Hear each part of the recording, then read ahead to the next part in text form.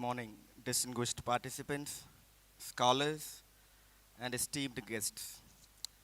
We are indeed delighted by your presence. Your participation today reflects your commitment to academic enrichment and professional development.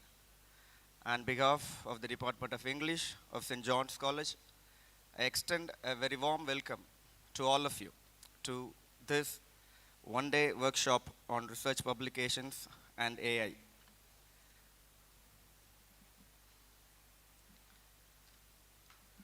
As we commence this workshop, let us take a moment to seek wisdom and guidance from the Lord Almighty.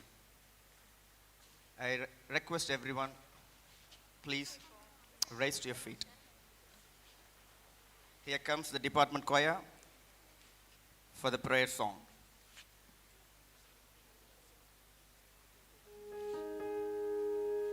Prayer song will be followed by Tamil Thai Valthu. Please keep standing until the Tamil Thai Valthu is sung.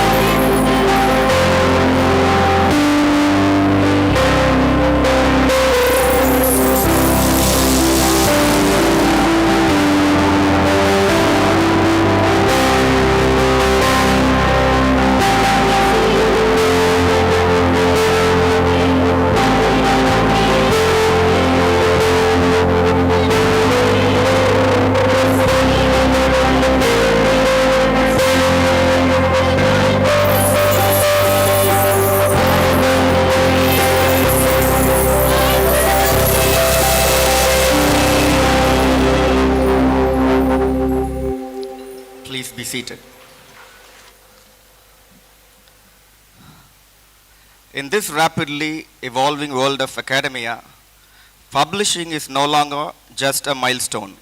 It is a journey of critical thinking, ethical scholarship, and meaningful contribution to society. This workshop on research publications and AI has been conceptualized with the objective of equipping researchers and academicians with critical insight and practical guidance.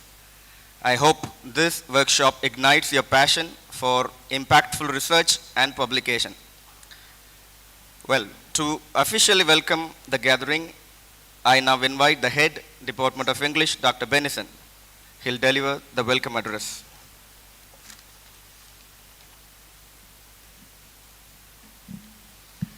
Special greetings to each and every one of you who have gathered over here.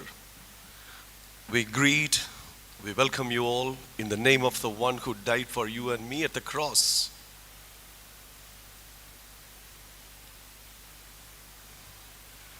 You have come to the 147-year-old college. This college was started in the year 1878. The Christian missionaries started this college. It had a very small beginning. Now it's 147-year-old. This college was started with an aim to bring social justice to the people who are around this place. Ever since it was started, the Department of English was there. A few native speakers were staff members here. To mention a few, on my left, the Reverend Shafter, the Reverend Young, the Reverend G.T. Selvin. They were here in the Department of English. But it was only in the year 1978 the Department of English with the same name started. Before that, English was a subject taught here. UG course was started in the year 1978. Later on, the PG course was started. And then in the year 2007, the MPhil course was started. In 2012, the department was elevated to the level of a research department. There are 18 staff members here in the department, 14 aided and 4 unaided. But we all work together with an only aim to glorify the name and fame of God and the institution. Among the 18 staff members, 11 are supervisors. They are guiding PhD scholars. So far, 67 scholars have got their PhD from this department. 167 papers have been published in the last 3 years, and it continues. We used to conduct seminars, conferences, workshops often. One such thing is this one, concentrating more on publication or publishing articles. When we wanted to have a program like this, we, the staff members, discussed on various topics. The discussion went on, and also the areas to concentrate on.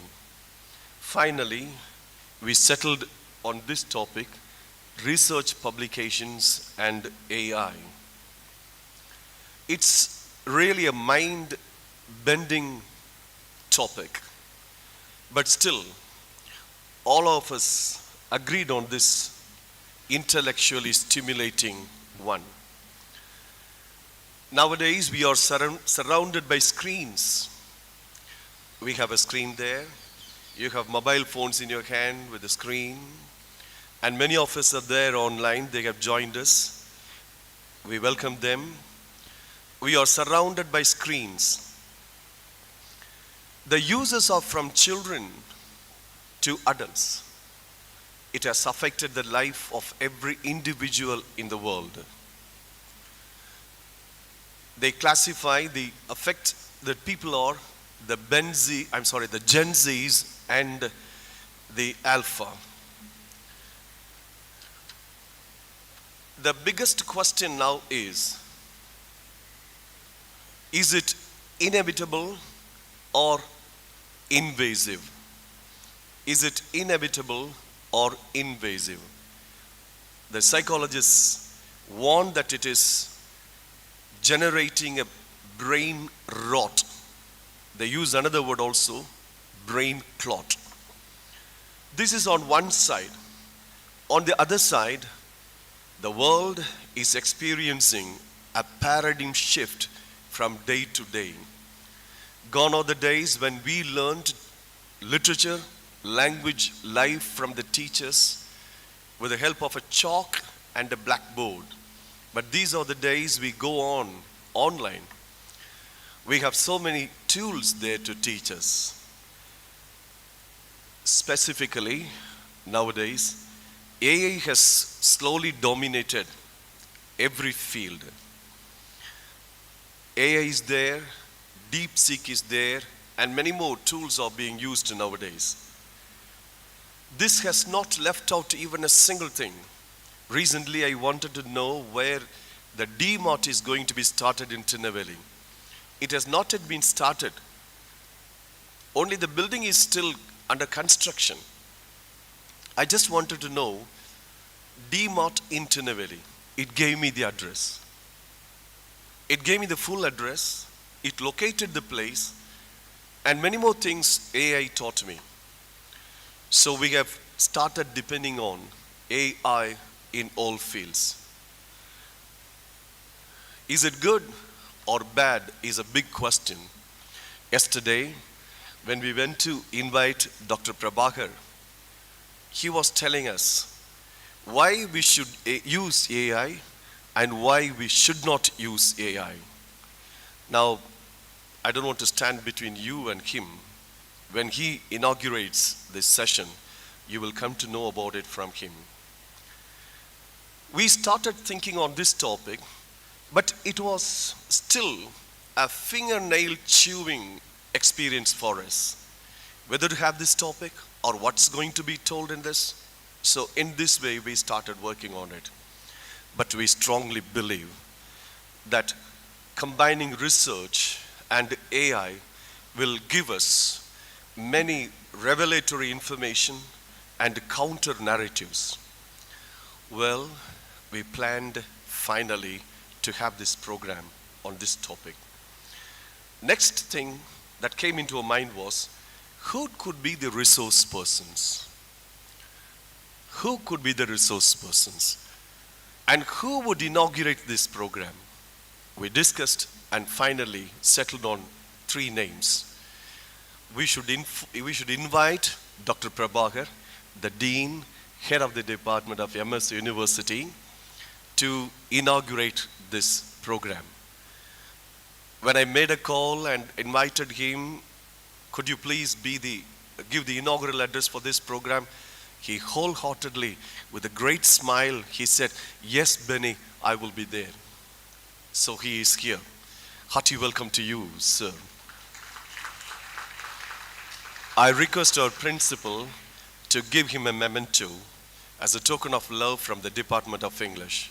For your information, in all the upgradation of the department, right from MA to MPhil, MPhil to PhD, Dr. Prabahar was there. His sign is there in the file. He is the one who gave us the green signal with the green ink. We are ever grateful to you, sir. It will be remembered forever. Now, Dr. Sudhakar Isaac, our principal in charge, honors him with a memento. Then next, who could be the resourceful persons? This is a topic. As I said earlier, this is a fingernail chewing topic. This is a mind-bending topic. Who could be the right person to talk on this area? Because this is an area recently introduced into research, and this must be taught to the participants very effectively with authenticated proofs and everything. Dr. Arumugam came into our mind. Dr. Arumugam is from the PSG College of Engineering or Technology from Coimbatore. I have met him once or twice, and he has been here to this same place as a resource person. His resourcefulness has helped all the participants here. So happily, I made a call to him and asked him, "Sir, could you please be the resourceful person there?" He said, "Hey, come on, this is St. John's. You just give me a call, I'll be there." And just in one call, he accepted, and that's why he is here. Hearty welcome, sir. Dr. Arumugam, I request the Vice Principal to honor him with a memento. You might have noticed the plan. Thank you, sir. The program begins at 9:30 and ends at 1:30. You might have noticed that we have arranged this in such a way that the whole program comes to an end in one single session. We are not taking to the second part of the day. So we thought that we have to put everything in such a way, arrange everything in such a way that nothing is spoiled and nothing is lost. The second person who came into our mind was our own friend, a man who has been proving himself on many occasions, in many places. He is none other than Dr. Abiya Chelliah. He is the assistant professor of botany. He travels east and west and north and south. He will be here this morning, and by 2:30 or 3 o'clock he will be getting a flight to go over to a place and give a talk, an academic talk. He is a very busy man, like our other two staff members, two resourceful persons, Dr. Prabahar and Dr. Arumugam. He consented to be with us this morning. We heartily welcome you, Dr. Abiya Chelliah. I request Dr. Nalina Paulin, the second in the department, Associate Professor of English, to honor him. Abiya will be delighted to get this memento from Dr. Nalina Paulin. Thank you, ma'am. When we set the ball on move, we were really flabbergasted. The response that we got from all walks of life, from arts and science, even from engineering colleges, was amazingly great. You are one among them. You are with us this morning. We assure you, we will not disappoint you. We assure you that you will not feel sorry to have attended this program. We assure you that you will be very happy when you walk down from this auditorium. We assure you that the content that you take away from here will be ever remembered in your mind. We were with their permission or without their permission, I'm using 3 sentences here. When we were getting down from the car, Dr. Arumugam used, AI is science. Yes? AI is a servant. It can never be a master. It can never be a master. Dr. Prabahar added one sentence to that, and he said,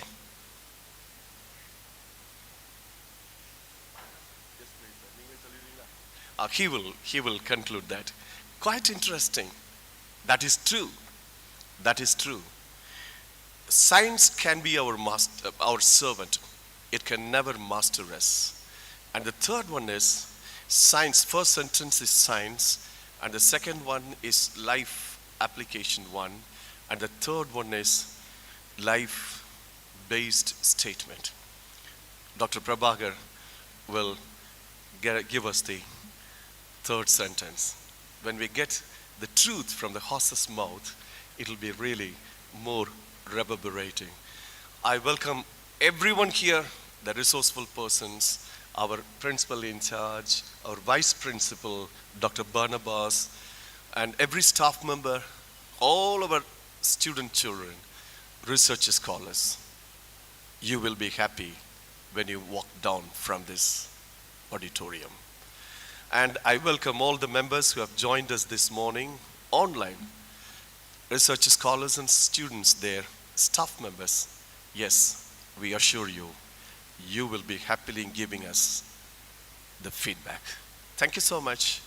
God bless you all.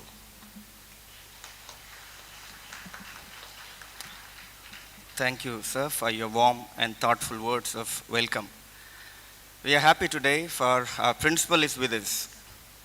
May I now request our principal, Dr. Isaac, to deliver the presidential address. The principal of St. John's College.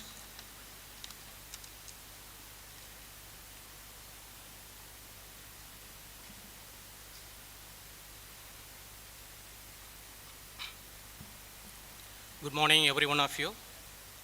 Respected chief guest of this function, Professor Prabahar, Dean, Faculty of Indian and Other Languages, Professor and Head Department of English, Monomoyam Sundanar University, the resource person, Dr. Arumugam, Dr. Abiya Chelliah, the Head of the Department of English, Dr. Benizan, and Dr. Nalina Pauline, the coordinator of this program, Dr. Sofet, all the faculty members of the department and also the participants.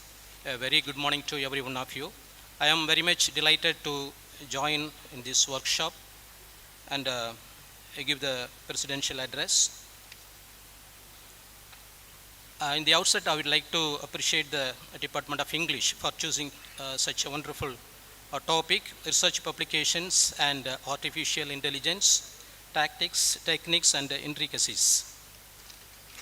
It is an honor to address you today on this subject, publications, research publication and artificial intelligence. Artificial intelligence is no longer an emerging trend.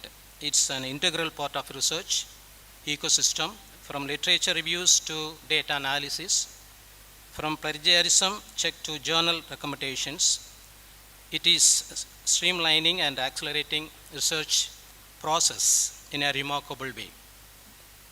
So in three main areas, as my knowledge goes, the artificial intelligence is helping in research. Number one is efficiency in data handling. So AI tools can process vast volume of data, both the quality and the quantity, in a fraction of time. And in all the disciplines like science or economics or social studies, and even in literature. It helps to detect patterns, trends, and correlations that would go otherwise unnoticed. And number two, it is also supporting in writing and editing the research articles and theses. Tools like Grammarly, ChatGPT are assisting scholars in refining their writing. So it can help with grammar, structure, tone, and even suggest references.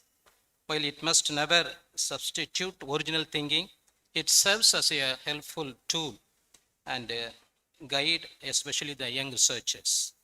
And finally, it helps in ethical and academic integrity. AI also used in plagiarism detection, ensuring the research meets the ethical standard. Many reputed journals now use AI software to screen the submission process. So I have my own experience. In 2022, we were doing bat research in our Department of Zoology. Dr. Elimeladi Sophia, Dr. Bala Singh and myself were engaging in studies on bats, the flying nocturnal animals. And we had a new finding. The bats have a peculiar protein in their hemoglobin of their flight muscles.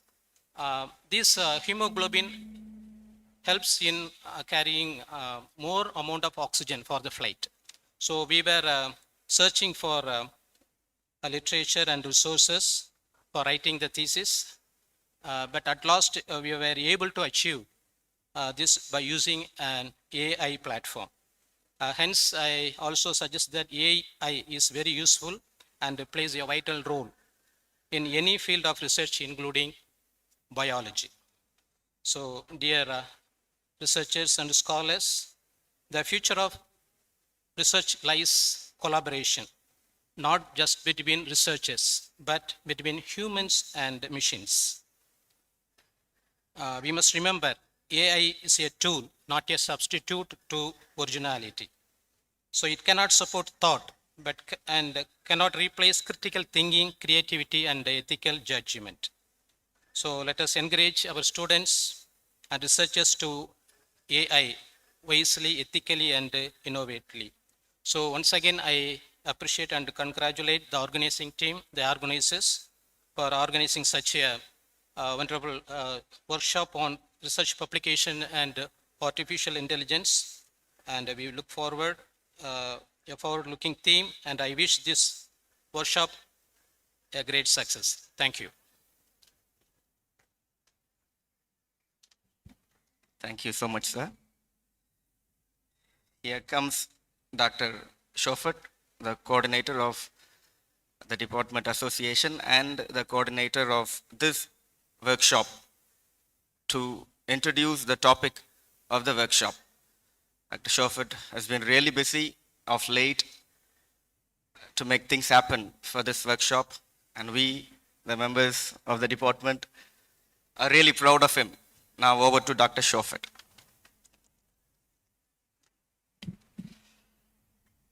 Good morning, everyone. I'm very much delighted and honored to stand before you today. At the outset, I want to thank my Lord and Savior Jesus Christ for giving me grace to stand before you. Our Department of English, we call it as JCERD, JCERD. And it stands for, you can see it in the screen, St. John's College English Research Department. We call ourselves as JCERD. I am JCERD, we are JCERD. That is our motto, and that is the word that we use. As a department, we are very much interested in research publications. We are very much into ISSN, and we are very much into ISBN. As sir mentioned, we have nearly 32 staff members, including SF, and 11 research supervisors, including me. Out of personal interest, we have 3 ISSN recognized journals. Our staff members have 3 ISSN recognized journals. The first one is our head of the department, Dr. Benison sir. You can see it on the screen. It is called as TJELS, TJELLS. Sir is editor-in-chief and he is a proprietor of this journal. The next journal that we have in our department is Ireland Journal. I am the editor-in-chief of this journal, and we have started this journal, and it is indexed in Crossref DOI, and it has DOI and other databases. The third journal that we have in our department, it is a personal interest. Out of curiosity, we begin. The third one is EnglishAccess.com, www.EnglishAccess.com. It has been recognized with ISSN, and Dr. Jenica sir, can you say hi? Is the editor-in-chief of this journal. We also publish ISBN numbers. Dr. Anto Sindhija of our department bring exclusive ISBN publications on particular topic, especially on research. You can see it on the screen. She publishes, she collects articles from different enthusiastic scholars, and she will publish mostly on research. I believe that we have some credibility and integrity to have this workshop. This workshop is titled, as you know, it is called as Research Publications and Artificial Intelligence, Tactics, Techniques, and Intricacies. Just like the 3 words mentioned there, 3 eminent scholars are here to enlighten us today. As you are aware, that research publication is not a random work. It is a really crafted art. It is a piece of art. It is very, very costly. Wisdom is not cheap. Wisdom is costly. Knowledge is not cheap. Knowledge is costly. It should not be disregarded. It is a pinnacle of academic excellence. It is a very reason that you entered pre-KG. You started with pre-KG and went into the schoolings from first standard to 12th, and then entered the college, and after that you got your PhD. Research publication stands beyond PhD. It is the fulfillment of your academic career. It is the final goal of your life. It is the very embodiment of wisdom. It is the very embodiment of knowledge. It can be called as natural intelligence. The natural intelligence. So let me reframe the title.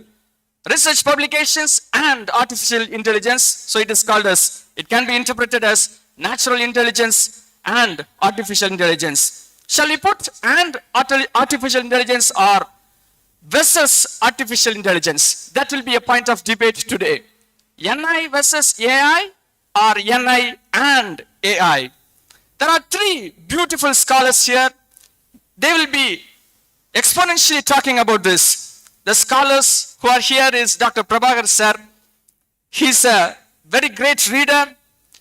He's a protector of culture and values. He has a powerful view over our culture. We as a researcher, we always talk about Eastern philosophies and Western philosophies. If you ask any person, literature student, what are you going to do? He will be saying American literature, he will say postcolonial literature. But when you talk with sir, sir will always concentrate on what is your literature, what is your culture, what are all the works that you have worked on the land that you are there. So as a research supervisor, I was really inspired by sir, and we are working now on Tirunelveli literature, sir. And my chair of scholar has taken Robert Caldwell, and we are working on it. In 5 years to 10 years time, we will be the scholars of this land, Tirunelveli literature. So sir will be concentrating on the cultural aspects and the real potential that we have here. And we have very beautiful another orator here, Dr. J. Arumugam. He is a librarian, and he is a librarian of PhD College of Technology, Coimbatore. He will tell you how to use AI as a tool, how to use AI as a technology. And that is the only reason that you are here. The word AI has attracted you, and that is why you are here. You want to use this into your research, you want to use this to enhance your natural intelligence, and you will get it today. And the other person who are here is a scholar of our campus, Dr. Abiya Chelliah. He will be concentrating on our natural intelligence, which is the copyright session, how to protect what we do, how to protect our intelligence. So it will be like a neon on a battle here. One side, Dr. Arumugam sir will be talking about the useful thing about AI and how to incorporate it. And on the other side, Dr. Abiya Chelliah sir will be saying how to protect our integrity, how to move in the world of AI. Maybe this workshop will take some time because powerful orators are here. You'll be listening to them in any moment now. And we have given you a notepad that is not to take that back home. It should be filled with ideas. It should be filled with wordings. It should be filled with new provocative thoughts. Don't worry if this seminar takes time. We have chicken biryani waiting for you. Let us all collaborate together. Let us all grow together. Take your time. Ease yourself. We have a good juice break. And also, we have a wonderful time together. So talk with the scholars who are near you. Don't just come and go as if it is in your campus.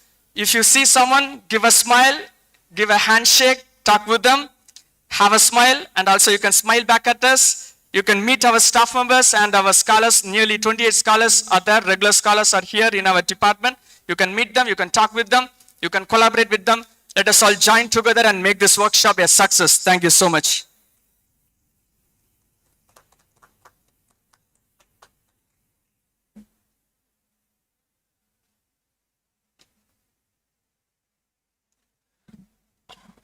We would love to invite you to occupy the front benches. Still, students, scholars are coming in. There are so many standing out, down. Will you please, those who are sitting at the back, will you please come and occupy the front benches? Staff members who are standing there or sitting there, please help us.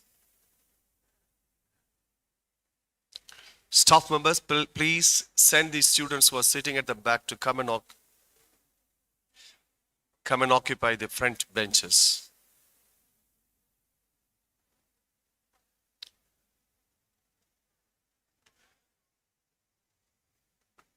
The one who is serving here as the master of the ceremony is Dr. Kingsley, Dr. Jebaraji Kingsley. He will be giving a lot of announcements towards the end of this inaugural session.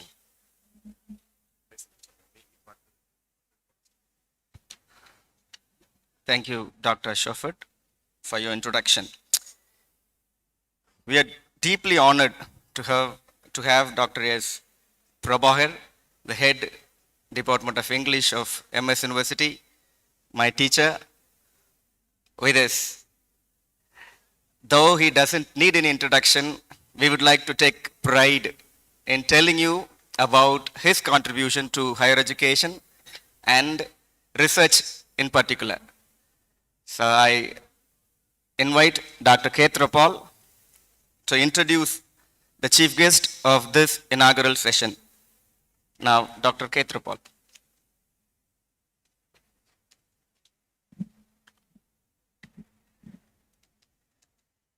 Very good morning to everybody on this glorious occasion of the workshop on research publications and AI tactics, techniques and intricacies. I feel proud to invite one of the mentors of mine, influential teachers of mine, who is none other than Dr. S. Prabahar, the Dean, Faculty of Indian and Other Languages, Chair, School of Languages, Director, Center for International Affairs and Diaspora Studies, and Professor and Head to this special occasion. I welcome you, sir. Dr. Prabahar is a distinguished academician and administrator, currently serving at the renowned Manonmaniyam Sundaranaar University, Tirunelveli. His career spans 3.5 decades, dedicated service to higher education marked by excellence, innovation, and a deep commitment to student empowerment. He joined his career as a lecturer at the Department of English, ST Hindu College, way back in the year 1991. And he became a reader in the year 2005. And in the year 2006, he joined the Manonmaniyam Sundaranaar University as a reader. Then in the year 2009, he became the professor. And from the year 2022, he works as the professor and head. He holds a name and has contributed extensively to research and teaching in this field, with numerous publications in reputed national and international journals. He has established himself as a respected scholar and a guiding light for aspiring researchers. That is evidenced because he has 2 ongoing projects. And one he has completed in ICSSR titled Nation, Nationhood and Nationalism, a discourse on early Indian English literature, that is from 1794 to 1950, which received 3,75,000. And currently he is working on the rites of passage, Kani cultural celebrations, funded by Tamil Nadu government, around 10 lakh rupees. And one more ICSSR sponsored project is going on under his leadership, socio-cultural documentation and text analytics of Kani performing arts. That's why he is keen on the indigenous culture, and apart from which he is a specialized personality in subaltern studies, disability studies, and in performing arts, especially in critical theory and cultural study. He is a man with critical inquiry. His academic journey is a testament to the passion for knowledge and his relentless pursuit of academic rigor. Beyond his academic accomplishments, Dr. Prabahar has held several key administrative positions within MS University, contributing significantly to curriculum development, academic planning, and institutional growth. He is widely appreciated for his inclusive leadership style, progressive vision, and unwavering dedication to nurturing young minds. He has also been a keynote speaker and panelist at various national seminars and conferences where his insights have inspired many. His ability to connect with students and encourage critical thinking has made him a beloved educator and mentor. He worked as the Dean, Faculty of Indian and Other Languages, Controller of Examination, Director, PG Extension Center, Coordinator in charge, PG Extension Center, Chairperson in MA, Board of Studies, Dean, College Development Cell, Chairperson, School of Languages, Director, Center for International Affairs and Diaspora Studies, and whatnot. A dozen others things. Today we are deeply privileged to have Dr. S. Prabahar among us. His presence not only graced this event, but also motivates us to strive for academic and personal excellence. We look forward to hearing your valuable thoughts and benefiting from his vast experience. We are proud to have you, sir, on this occasion. Thank you, Dr. Ketrapal. Like every one of you, I too am itching to listen to Dr. S. Prabahar. May I take the honor of inviting Dr. S. Prabahar to deliver the inaugural address.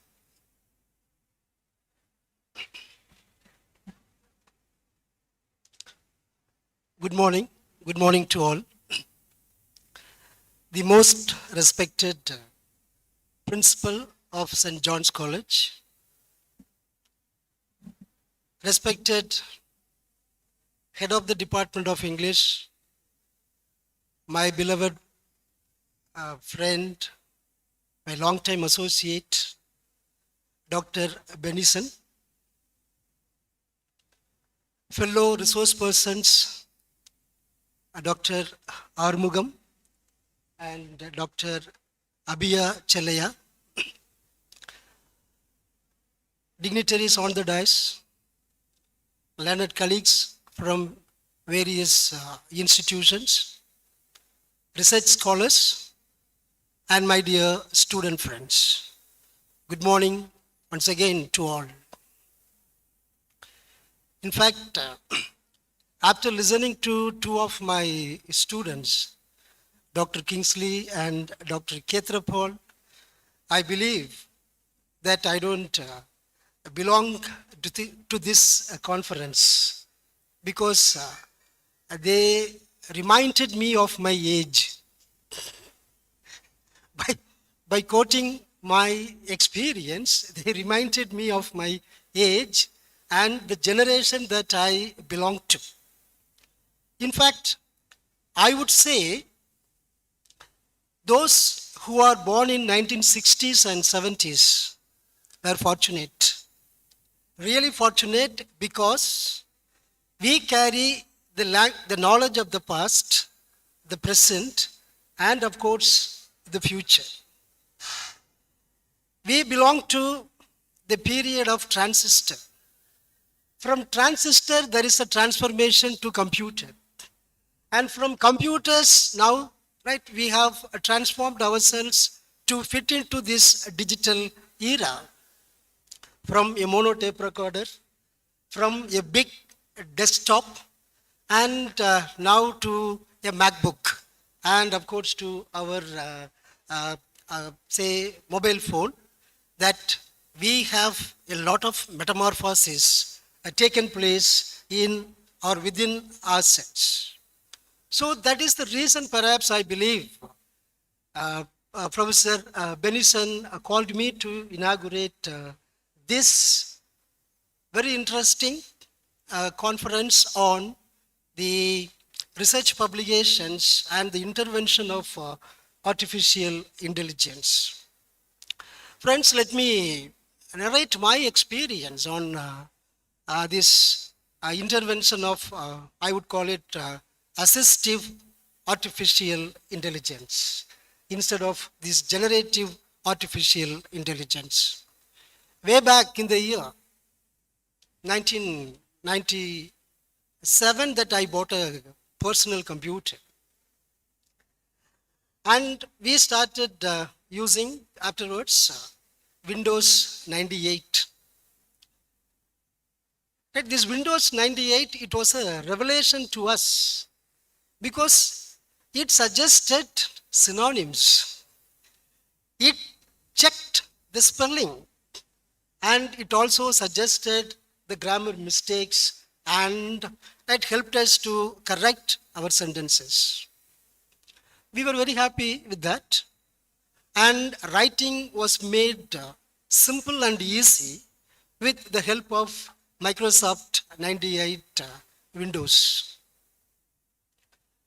Those days, the teachers who used to write on notebook, instead of typing it in the desktop, they would complain, right? They would complain against us, saying that we were copying, or we were doing only cutting and pasting business. Instead of what my friend has rightly talked about, the natural intelligence, at that time the term artificial intelligence was not there, and we were often rather ridiculed by our fellow old teachers, saying that we are copying or we are pasting. It was only a dial-up connection. There was no Wi-Fi internet facilities. It was only a dial-up connection, and with the dial-up connection that you cannot download a lot of materials, we can only read. And we were asking Jeeves, not even Google. We were asking Jeeves, and we were finding materials for our research. And it was really very useful to us. And we wrote, or we pursued our research with the help of the then internet facilities and Windows 98. Friends, I would say until 2006, I asked all my PhD research scholars to submit their draft only in print. They used to approach me with their chapters in print, and I used to correct, I used to suggest the corrections by using the papers and pen. After 2006, I'm not a developer, I'm not a programmer, I know nothing about computers, but I would say that I'm a constant, compelling user of a computer. But I'm a user, I'm a consumer. I'm not a developer or a programmer. I know what I need, what I need from the system. My system knows what I need from it. So this is not a servant-master relationship, and I would rather make it very simple. This is a kind of a good spouse relationship. We know each other. My system and me, we know each other, and I know what are the intelligence, what is the level that I can take it from. So I said 2006. From 2006, when I am well versed within my reach in Windows, in working on Microsoft Office, I asked my scholars to submit their copies, their drafts, only through email. And I make corrections by using Microsoft Office. I said that I was using MS 98. That was the second version of Microsoft Office. It was 95, it was introduced, and we started using this Microsoft Office 98.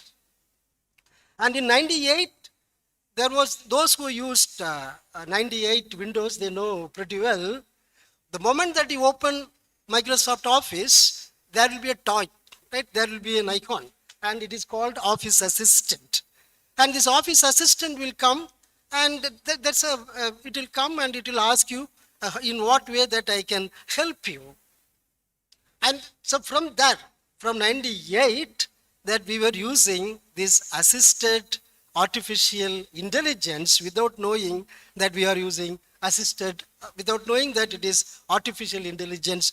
We conceived it as a natural intelligence. And I thought that I learned a new technique a new tactics with lot of ethics, and we used this 98 version of Microsoft Office. And after 2006, I would say that the correction and the edition was made very simple, because I can delete a paragraph, I can highlight a paragraph, I can very well highlight a sentence, I can rewrite a sentence by using this assisted artificial intelligence. So the correction was made very simple, and the writing was made very simple, of course, with lot of ethics. Say, after 2015, I would say that I did not even ask my scholars to send me mail. I started using that, say, after 2017, 18, in that range. Of course, during this COVID, I used only AnyDesk. I asked my scholars, I asked my students to download this AnyDesk app, and I make corrections only only by using AnyDesk. And my scholars are here that you can very well check it with them. I don't need any personal communication. I don't need any physical, any physical presence of my scholars. And we are working together. It is a participatory, I would say it's a participatory learning. And I learn from my scholars, my students, they learn from me, because we are using a platform, AnyDesk.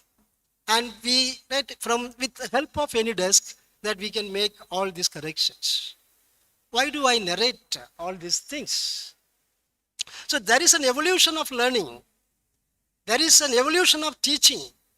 Of course, there is an evolution taking place in research writing by using generative artificial intelligence. And I often tell my students and scholars that, in fact, I force them to subscribe all the professional licensed versions of tools like Grammarly, Mentally, Microsoft Copilot, and all these things, the licensed versions. And we are using it. We are using Grammarly for years together. The moment it was introduced, the moment the product was launched, we were the first people to buy this Grammarly, and we are also using Microsoft Copilot. This is generative artificial intelligence. Now I would say, I cannot even write a page. I am not, I will not be that confident enough to write a page or say an article without ever subjecting it to the Grammarly correction. So the Grammarly, the product, it is whether you call it assisted, it was earlier assisted artificial intelligence, but now it has gone to the level of generative artificial intelligence, because you can say impact and rephrase, shorten, and make it formal, make it friendly. If you write, when you write, and you can very well make it formal, friendly, impact, and all these factors are very much involved in Grammarly. I cannot even compose a mail. My mail is Grammarly assisted. My WhatsApp is Grammarly assisted. My Word is Grammarly assisted. My system is Grammarly assisted. In fact, I am Grammarly assisted because I am an English teacher. So when I type a message, Grammarly would suggest me there is a mistake. That I cannot say, you come, or I cannot write come, and it will suggest, make it a sentence. So all these things are, I would say, orders of the day. You cannot just ignore it. And we need to we need to orient ourselves to the advancements made in large language methods, what is called this LLM, or what LLM and this generative artificial intelligence. By taking materials from LLM, this generative artificial intelligence like ChatGPT, Copilot, and other, right, and other generative artificial intelligence will rather make suggestions. And if your prompt is right, the prompt, that is your what you feed to the what you feed to the artificial AI, that is called prompt. If search, right, just like search, we use prompt in AI. If your prompt is right, if your prompt has clear ideas about what you are searching for or what you need, it will give you, right, it will give you a material generated from, right, by using this LLM. Now, I said that this is the order of the day, and of course, this is the disorder of the day too. That how to rather make this artificial intelligence orderly and of course under our control. That yesterday we had discussion in our room whether to use artificial intelligence to write research articles. There was a difference of opinion. But I made a confession saying that from 1998 that I'm using this assisted artificial intelligence to write, to speak, to correct, and all, to teach, of course. So there is a difference of opinion. No, some people said no, we should not use artificial intelligence to write academic papers. And some people said, why not? Right? Why not? We can use artificial intelligence to write academic papers. Right? You take your mobile and you type the same question. You give this suggestion to your WhatsApp. Meta AI would give you a better answer. Right? In a structured manner. A better answer in a very structured manner. The correctness, right? The correctness that it is our duty to, it is our responsibility to believe it or not to believe it. Take it or not to take it. And my research scholar told me, one of my research scholars who supported this artificial AI, this generative AI, she told me that she has come across research papers where ChatGPT is included as the second author. And I told her, come on, you show me the papers. And because I want to know whether ChatGPT can be a second author or in the multiple authors, whether you can quote ChatGPT.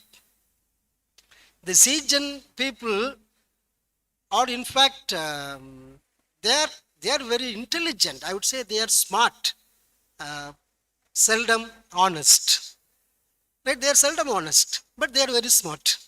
But there was an honest man who acknowledged ChatGPT as a second author. And I was very curious to know, come on, you show me the paper. You download it and you show me the paper. And she tried and she could not find the paper. Then I asked her, why? She told me, the paper is removed. There is a publication policy, right? There is a publication policy by the publisher not to use ChatGPT as a second author. This any AI, any generative AI as a second author. Then what are we going to do with this? Because even to write a leave letter, I have seen students using ChatGPT. I know the structure of ChatGPT. I don't need any plagiarism tool to find out whether this is generated by ChatGPT or by Quillbolt or by Microsoft Copilot. Because I'm using it, I know I am writing this letter. If the sentence begins with I am writing this letter, I am writing this to request you. This is ChatGPT generated leave letter. Right? I can understand this is ChatGPT. And I have even come across complaints. Right? Complaints generated by AI. Right?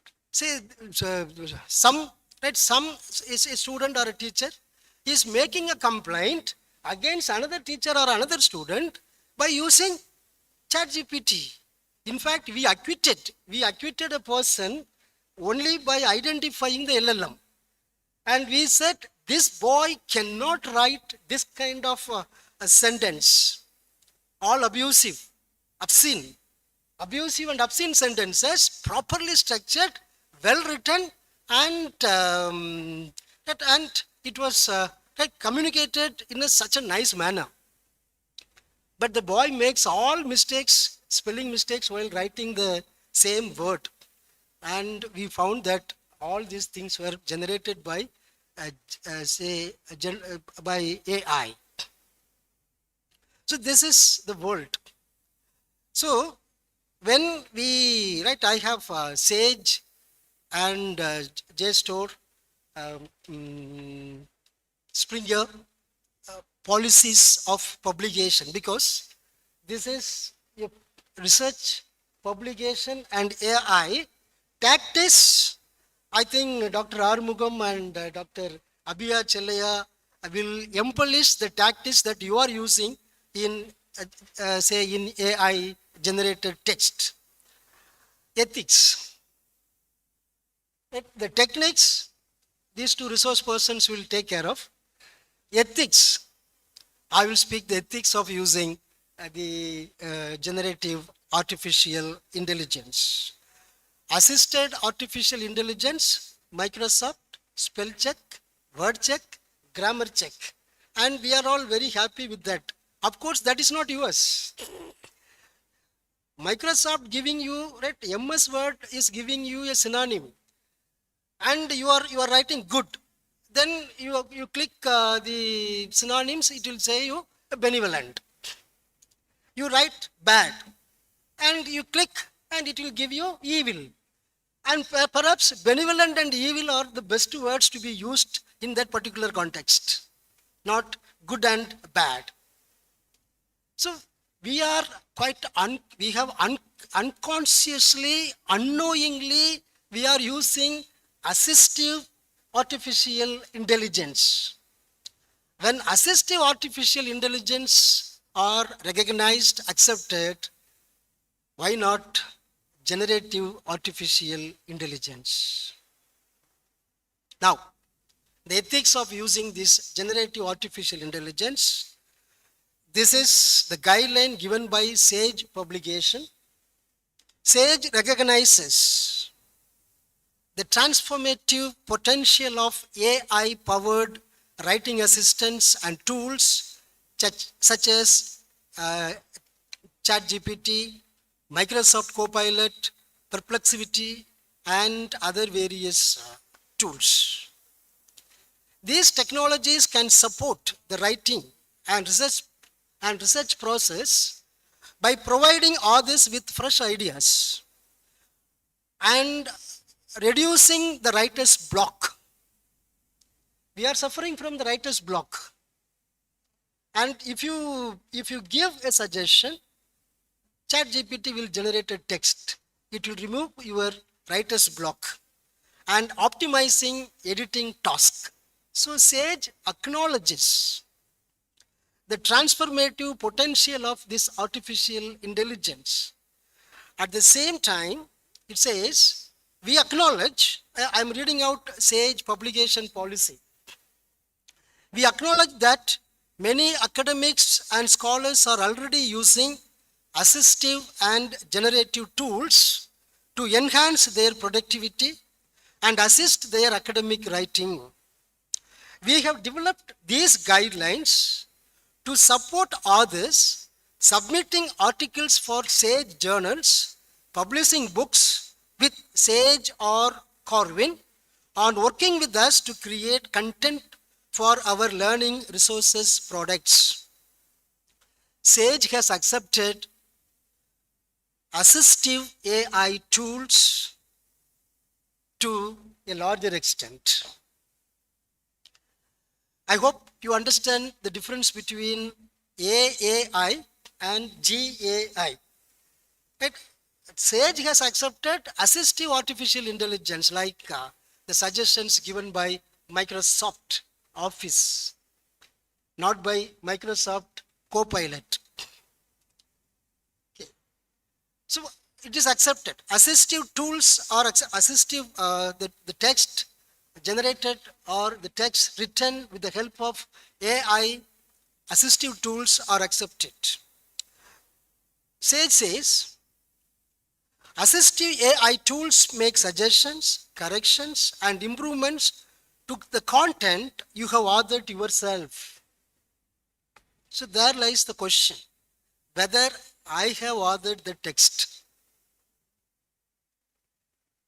This is something like plagiarism. That any text can be easily detected with the available plagiarism tool.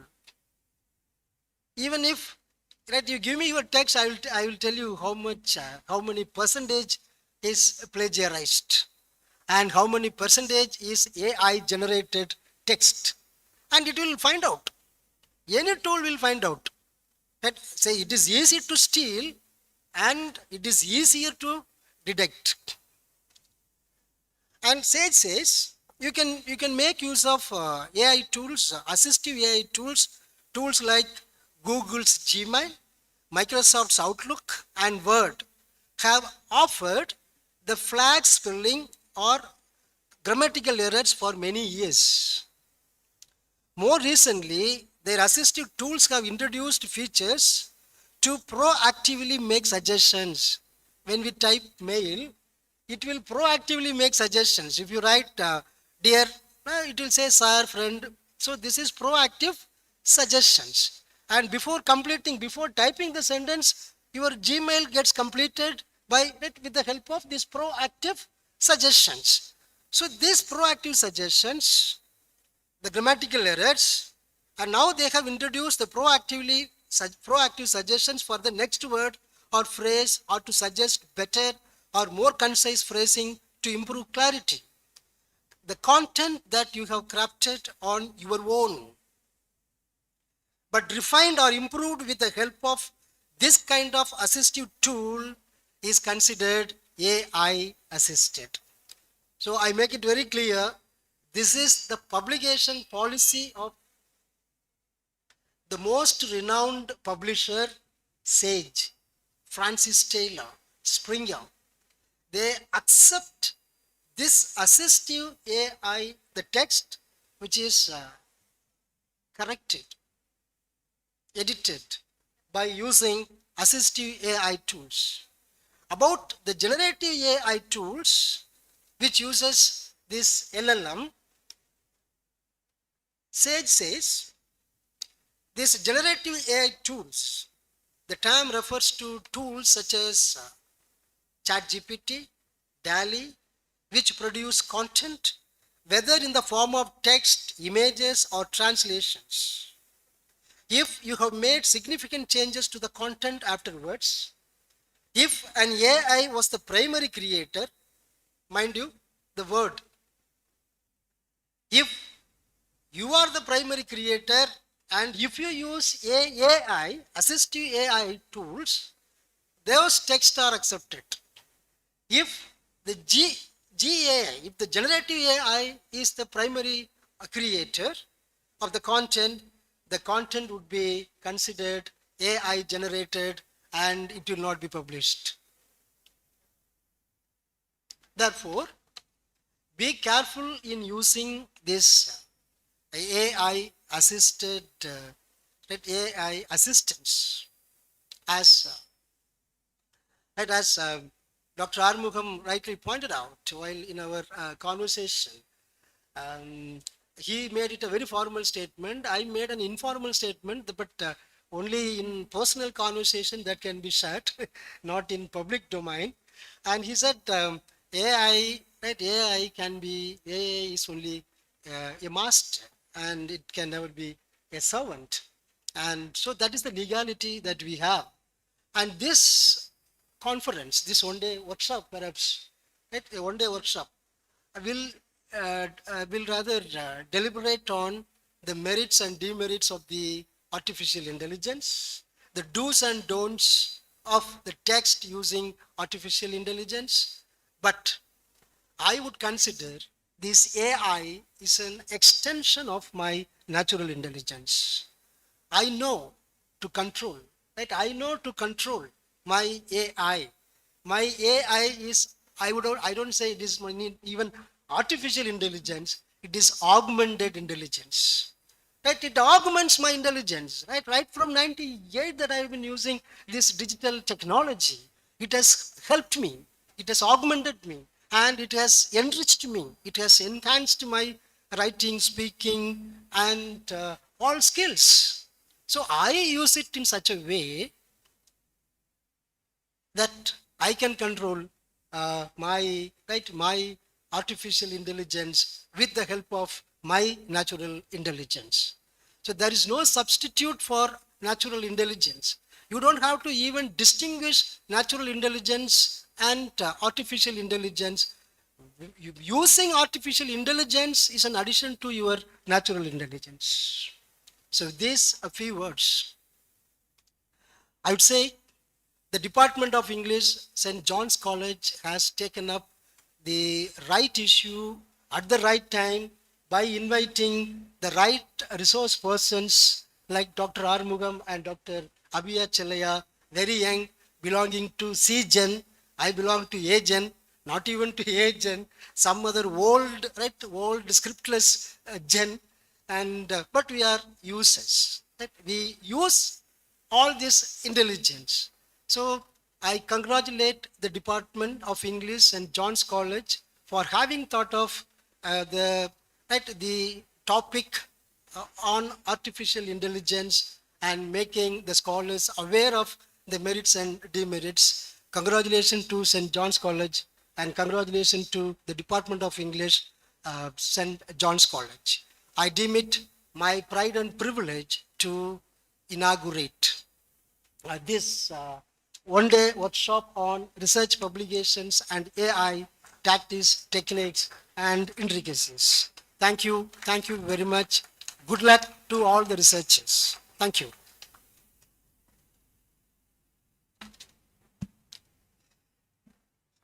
As long as one is updated, relevant, and informed of what is happening around, it doesn't matter whether he is of this age or not. Sir, you are truly an inspiration to the students of this generation. I thank the chief guest of this inaugural session for his illuminating address. Sir's insights have really set the tone for the deliberations that shall follow in the upcoming sessions. With this, the inauguration comes to an end. Now we move into the technical session of this workshop. Now I invite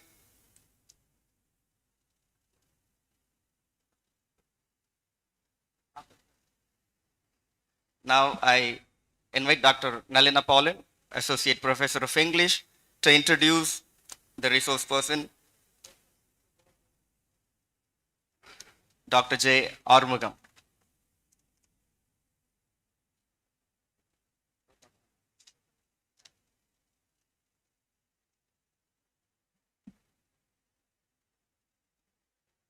Greetings to everyone.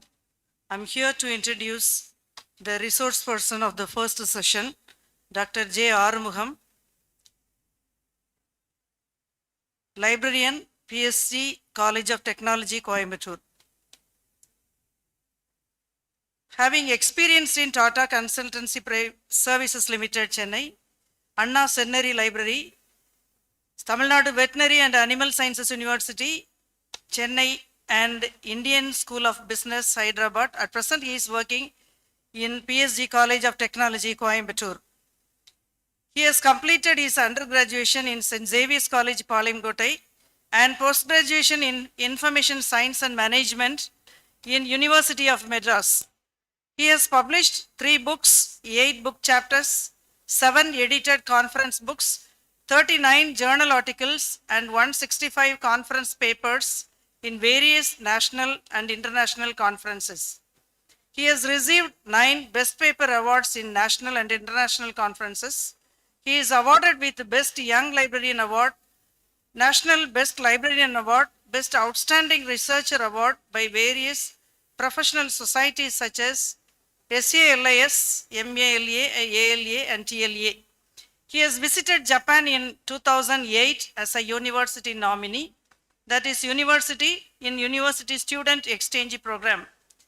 Recently, he has traveled to Sri Lanka to conduct a research workshop at University of Chelliah, Colombo. He has delivered 284 invited talks, guest lectures, organized national seminars, conferences, and conducted several workshops. He is a trainer for the Ramakrishna Mutt for their extensive education projects and serves as a consultant for the several college libraries, infrastructure, and its resources selection. He is also the Joint Secretary of NBF, Namadu Bharadam Foundation. He is the specialized trainer for the skill development, soft skill training. His areas of interest are open source tools and techniques, information retrieval system, and content management systems, scientometrics. He is very enthusiastic and proactive in creating information products by using the open source tools and deliberate to work in LIS software developments. He is ambitious to develop a dynamic society with the ICT skill sets. And I am very happy to welcome him. And actually, my special thanks goes to Dr. Benison, who has chosen such a great eminent person to be the resource person. And now I hand over the session to Dr. Arumugam. Welcome, sir.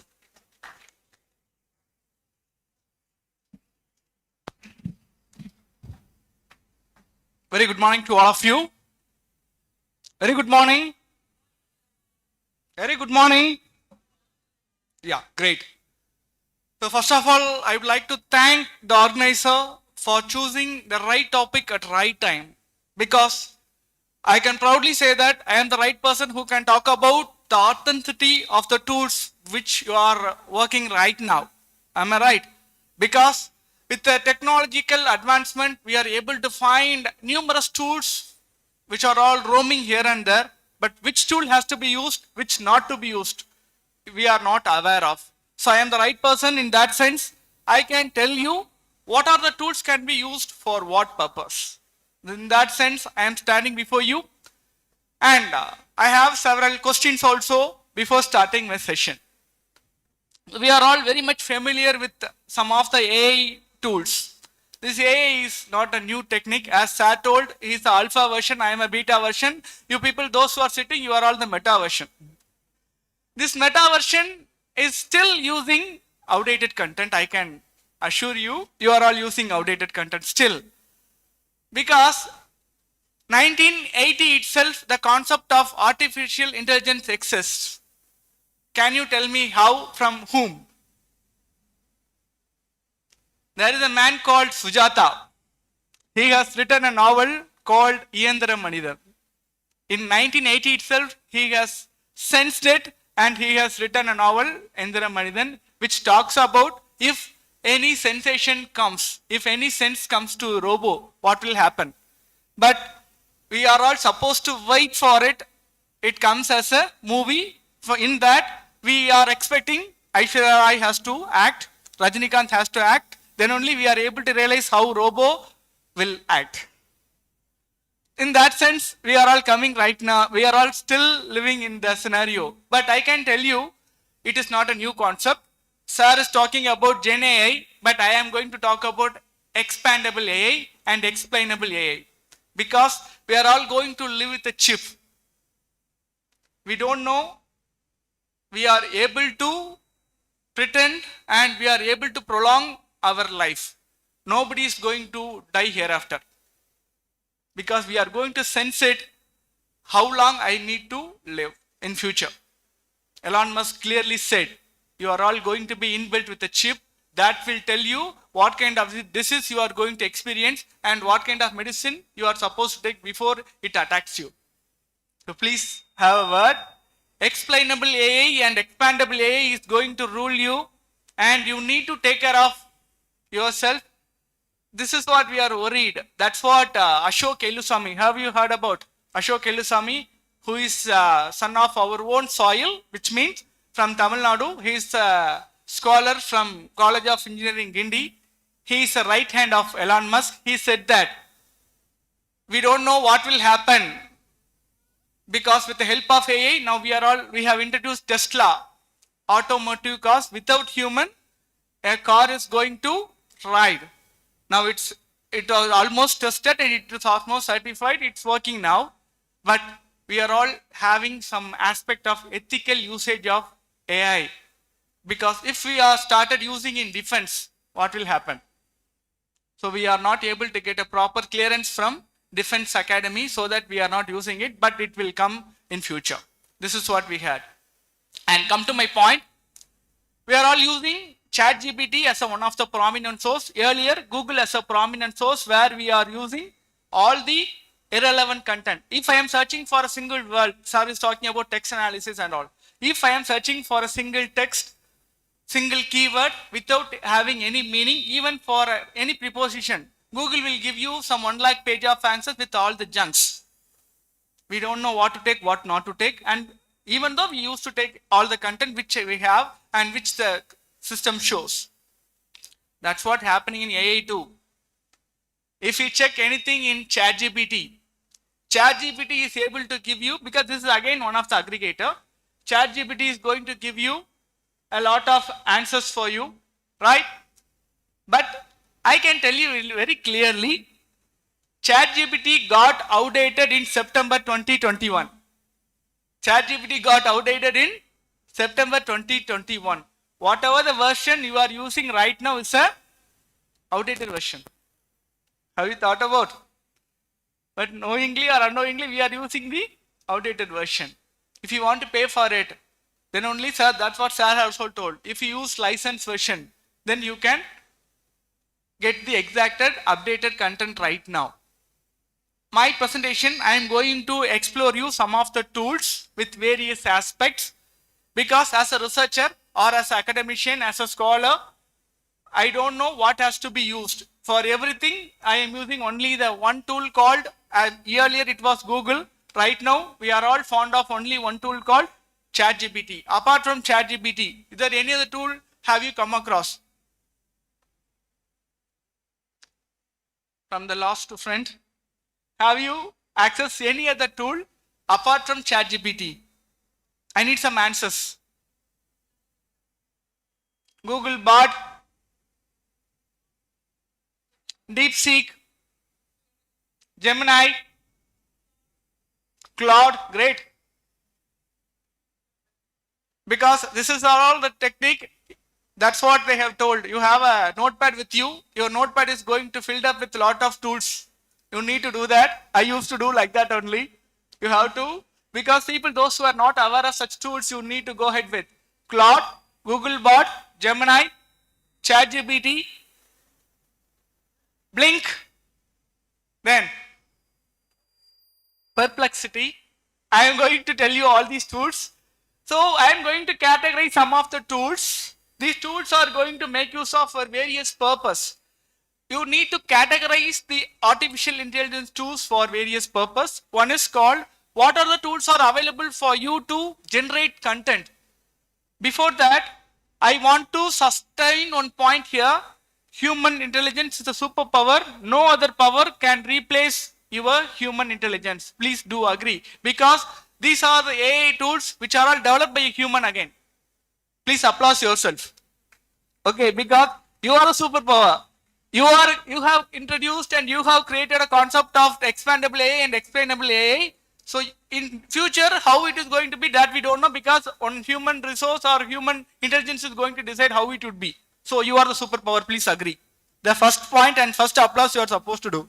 And second thing, we are using a lot of tools here that is going to give a great impact actually. Have you imagined these AI tools are getting utilized in various sectors? Nowadays, if you go to banking sector, the number of human resource utilized in banks are getting reduced. Have you seen that? Earlier, if you go to SBI, there will be a long queue. There are several counters. You have to stand, you have to take. But right now, even people are not ready to make use of ATMs. Just by scan the QR code, we are without having your card, you are able to do the cash transactions, right? You are able to take the cash. And if you go to medical sector, health sector, robots are doing operations.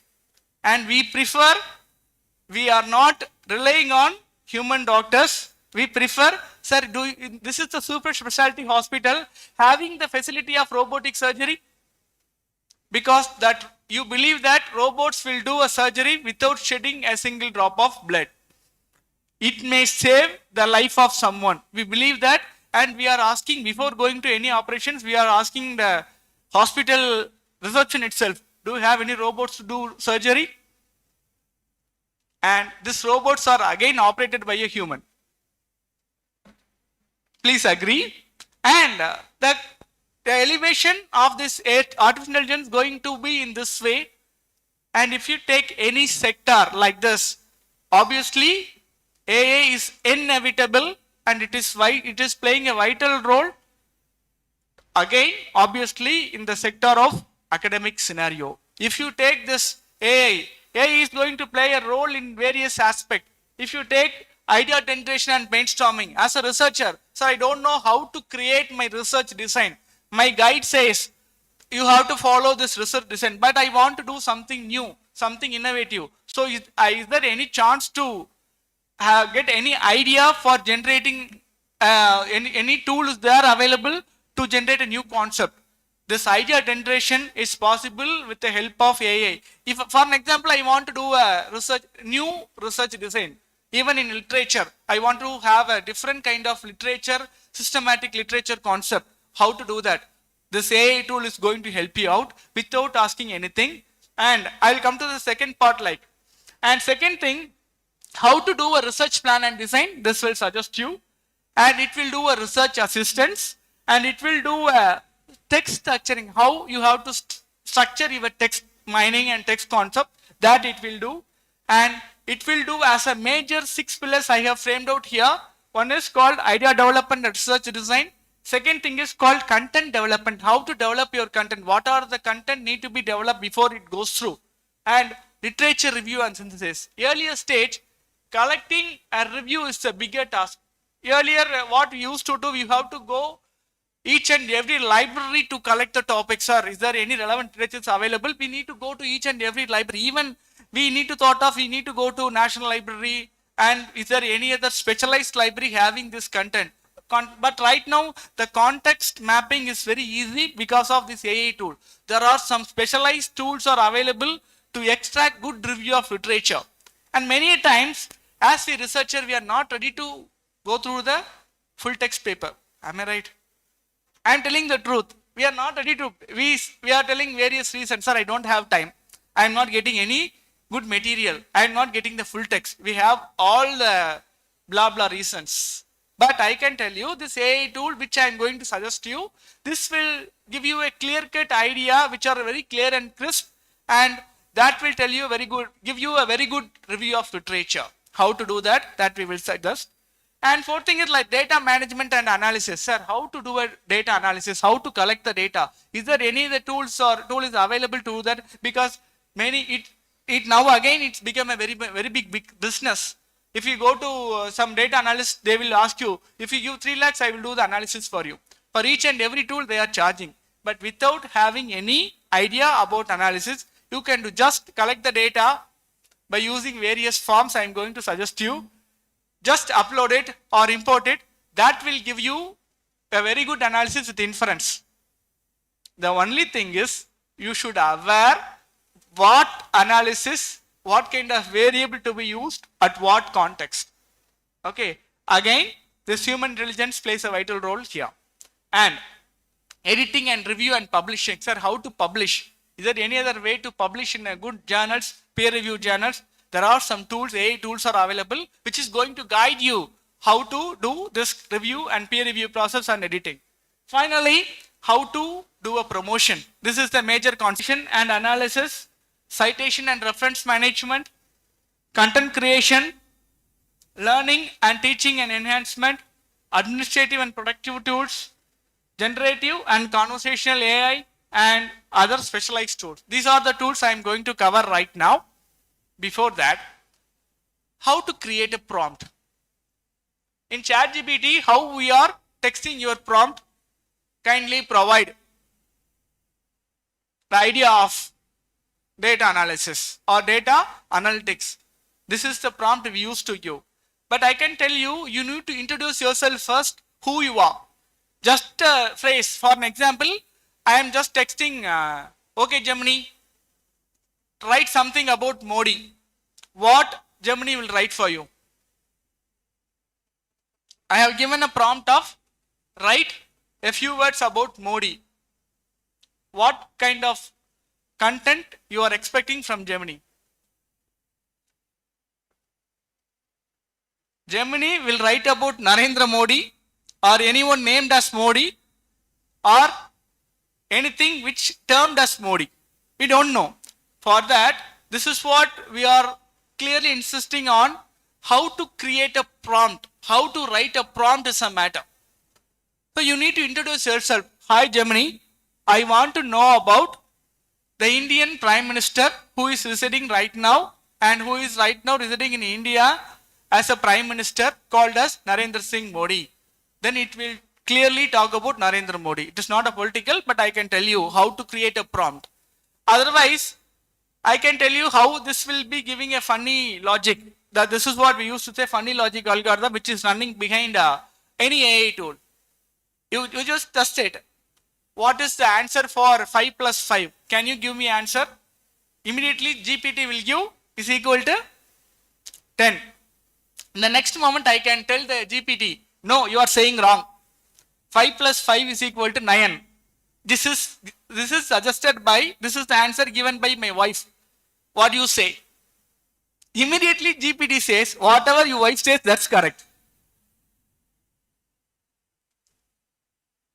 Because it doesn't know the sense of emotion, doesn't know the sense of feeling, and whatever the input you give, that will take as a prompt. And whether your wife follows or not, your Wi-Fi follows. This was said in 1980. But right now, whether you follows or not, your phone is clearly following you because already inbuilt with chat, not ChatGPT, GPT. There are a lot of GPT AI based tools are already embedded with your tool. People, those who are updated your software, it is coming along with GPT only.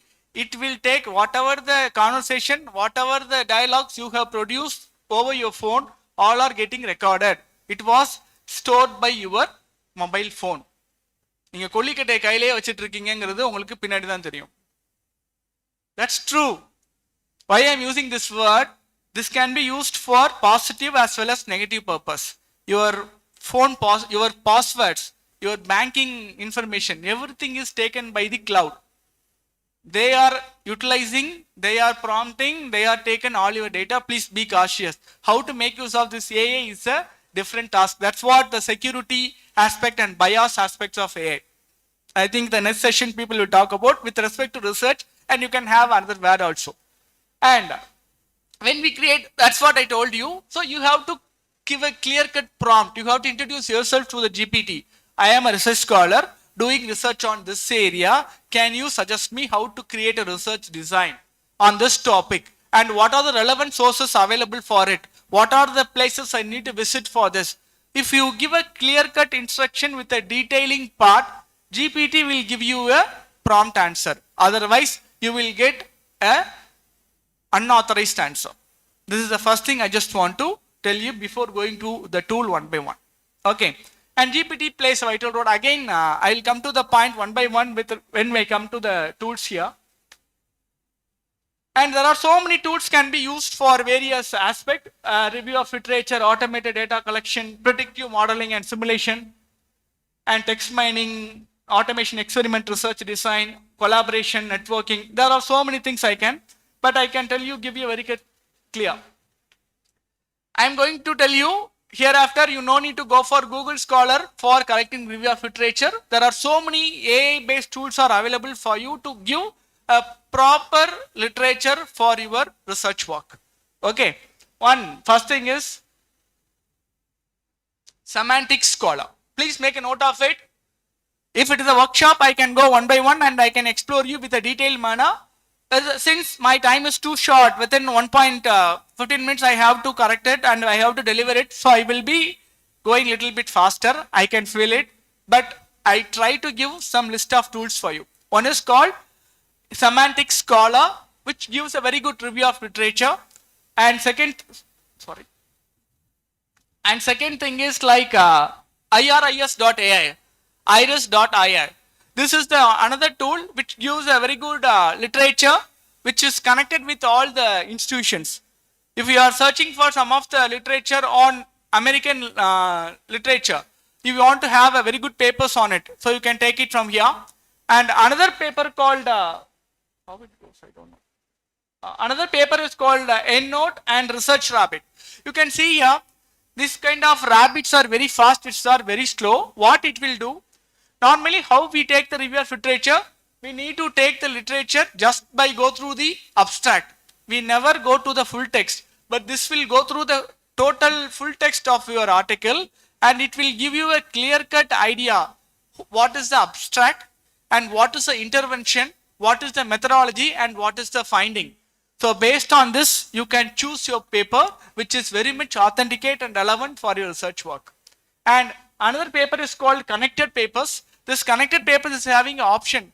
What are all the paper connected with your research work in various region, in various juncture? What are all the domain which are all from narrow to deeper domain? So that and all you are able to take. Elicit is another tool which you can use. The tools which I have suggested here all are free tools. No need to pay a single penny from your packet. It's very easy tools actually. Go with your Google credentials, log in it and you are make use of these tools. Just by go to this tool and what you can do is just search by a topic. It will give a list of papers available for you. Many a times we are not having access to some of the papers which are all supposed to be paid. But here we have option. By using this AI tool, you are able to get the full text of the paper which we are actually expected to be paid. And we have an option here. We are able to search for open access papers also from reputed databases such as Springer, Elsevier, Wiley, Taylor & Francis, whatever it may be. You are able to take a reputed publisher's paper also by using this tool and it will summarize for you. And you want to do you are not very much clear about the paper. So what I have to do? I am not very much familiar with this paper and I am not able to grab the content which is already explained. In that context, kindly make use of a tool called Chat PDF. Please make a note of it and try to make it. Just upload a PDF of any paper. There is a tool called Chat PDF or Chat Doc. Chat Doc. You can chat with the paper. Just upload the paper and what are the doubts you have, you just ask the paper, ask the tool, that will clarify you. You can tell them, I am not a very much broader about this area. Can you explain the concept of this paper in 2 to 3 lines? That will explain you. Based on that, you can write your reviews. Many a times, we are all caught under plagiarism in the area called review of literature. Because what we used to do, we do a concept of CCP, cut, copy, paste. Just we will go to abstract or we go to the conclusion part, copy and paste. That's what we used to do. Otherwise, we know the another terminology called paraphrasing. You just do a changes of synonym and antonym and you will do all the work. But it will show as a plagiarism. To avoid the plagiarism, you can make use of such tools like this. These are all called as review of literature collecting tools. Okay. You can have a chat PDF, chat doc. I am giving you a tool as well as a solution. It will give a tool for you. It will collect the literature and even though if you are not aware of the paper, you can have a conversation with the paper. From that, collect it in your own language and try to reproduce in as your own. Then it won't appear as a plag. This is a solution for you. Okay, this is the benefit of AI. AI reduces your time. Just by sitting in front of the system, you are able to collect the paper. No need to roam here and there. You can get the paper and you can have a conversation and you can finish your paper. 1. Okay. These are the AI tools exclusive for review of literature. So you can please homepage of this, because I just don't want to redirect with some other home pages. So I have given the screenshot of this. Semantic Scholar Elicit. Elicit is another tool. Okay, and connected papers. You can see here, you can just search by paper DOI. You can see here paper, you can just by paper DOI, you can try with this. If you have any paper URL, you directly paste it over here. It will search for you and it will write a review for you. And you have any paper title also, you can search, and you can take a paper from Semantic Scholar also, like this. And consensus. Consensus is another tool you can make use of to collect a good review of literature with the data. You want to have with the statistical data part, kindly make use of the tool called consensus. Okay, and you can frame a research question and all other part. And this is something interesting. You want to take a relevant text and relevant paper for your research apart from the any journal article. Go to with this tool called Keynote. Even you want to take any personal communication as one of the review, you can take it from this. Okay, Keynote is another area. And Research Rabbit. Research Rabbit is another tool, as I suggest you go ahead with. And Cite AI. Cite AI is a tool, is something interesting. You can structure your paper. Whenever you are writing your paper and you try to send to any journal, it will structure for you. Just by giving the journal name, it will formatting your paper based on the journal which you want to go for. So this is another application you can always go ahead with. It will search a paper and it will restructure according to your journal need. That or it will do.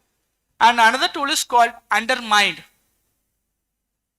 Undermined. This is another tool.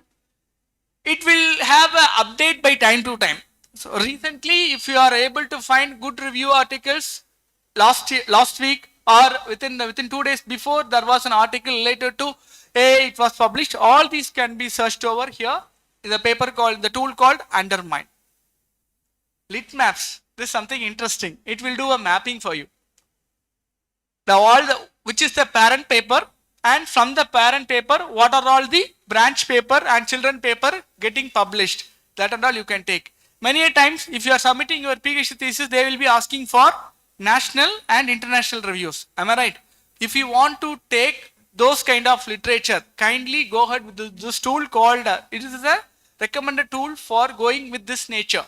You want to collect it for international and national reviews, it will give a very good mapping for you based on the dense of the paper. So you can go ahead with what are the core literature can be added for your research work. This is one of the good tool you can go ahead with. Okay, lit maps. And another one is called PaperPal. PaperPal. And these are the tools I can suggest you for academic writing. Sir, I want to do my write because I am good at article writing. Can you suggest me what are all the tools can be used for academic writing? You can ask me a question. Sir, how, on what basis you are recommending this tool? These are the tools I have applied, I have gone through, and based on that I am giving as a recommended tools here.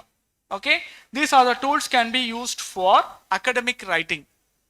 If you are not aware of how to write a paper for which journal, for any journal, what kind of formatting has to be followed, what kind of words to be used, how to coin a title, and how to frame out abstract. So how many type of abstract can you write? Can you suggest me? There are 3 different type of abstract we can write. What kind of abstract we can create? Can you tell me? There are 3 different types of abstract we are supposed to make based on the need of the journal, based on the need of the publisher. Any idea? One thing is called structured abstract. They may give what are all the things should be available in abstract. For an example, background of study, methodology, and what is the finding. These are the predominant area you need to concentrate in your abstract part. That is called as a structured abstract. Another one is called unstructured abstract, which we never thought of. Whatever we write, that comes under unstructured abstract. That is called unstructured abstract. Another one is called, third thing is called graphical abstract.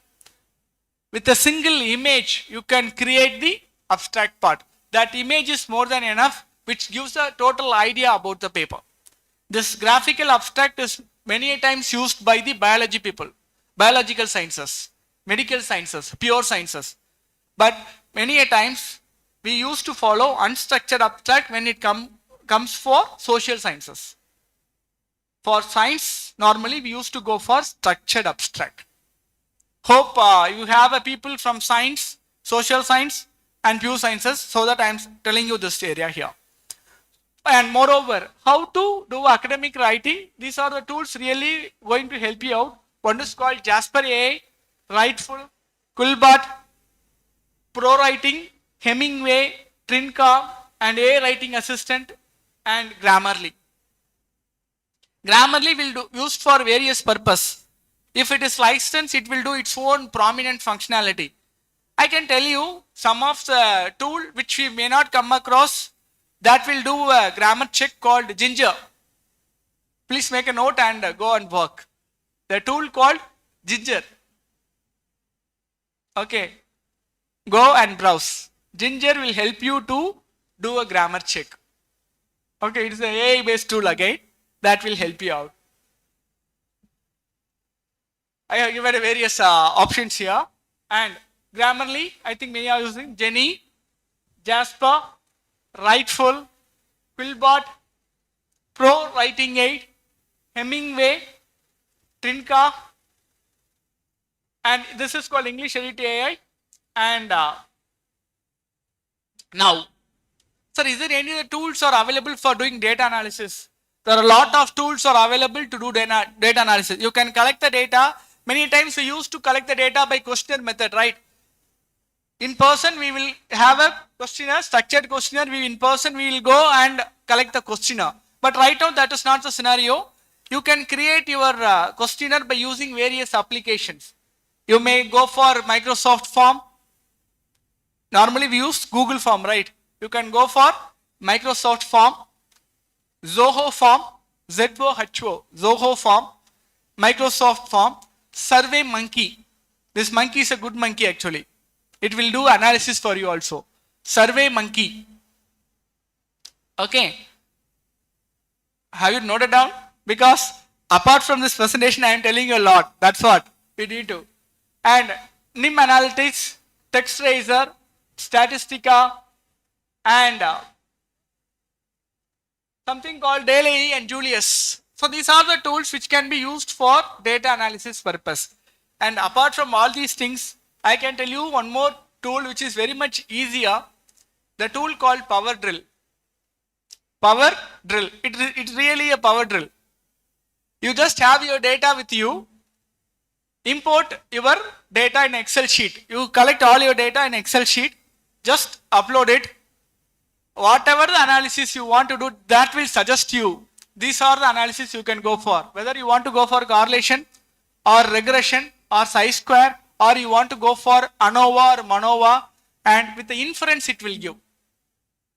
With inference. Many times the hectic part for us to write a inference for the analyzed data. Because we are totally dependent on a tool called SPSS. If SPSS is not there, what will you do? If you ask me a question, I can suggest some of the tools actually. There are tools called PSPP. PSPP. And there are tools called SOFA. SOF. This is not a sitting sofa. This is a statistical sofa. SOFA. SOFA. Okay. PSPP. And there is a tool called Sociostatistics. Sociostatistics. What this tool will do, even we are not aware of what kind of variable to be chosen and what kind of analysis to be done and what kind of sample I am supposed to take. For an example, I am going to study about the people, those who are belonging to Tirunelveli. Okay. In Tirunelveli, we have a population of around 10 lakhs. I am not supposed to go and take the whole 10 lakhs. So what is the sample size I am supposed to take? Who will authorize it?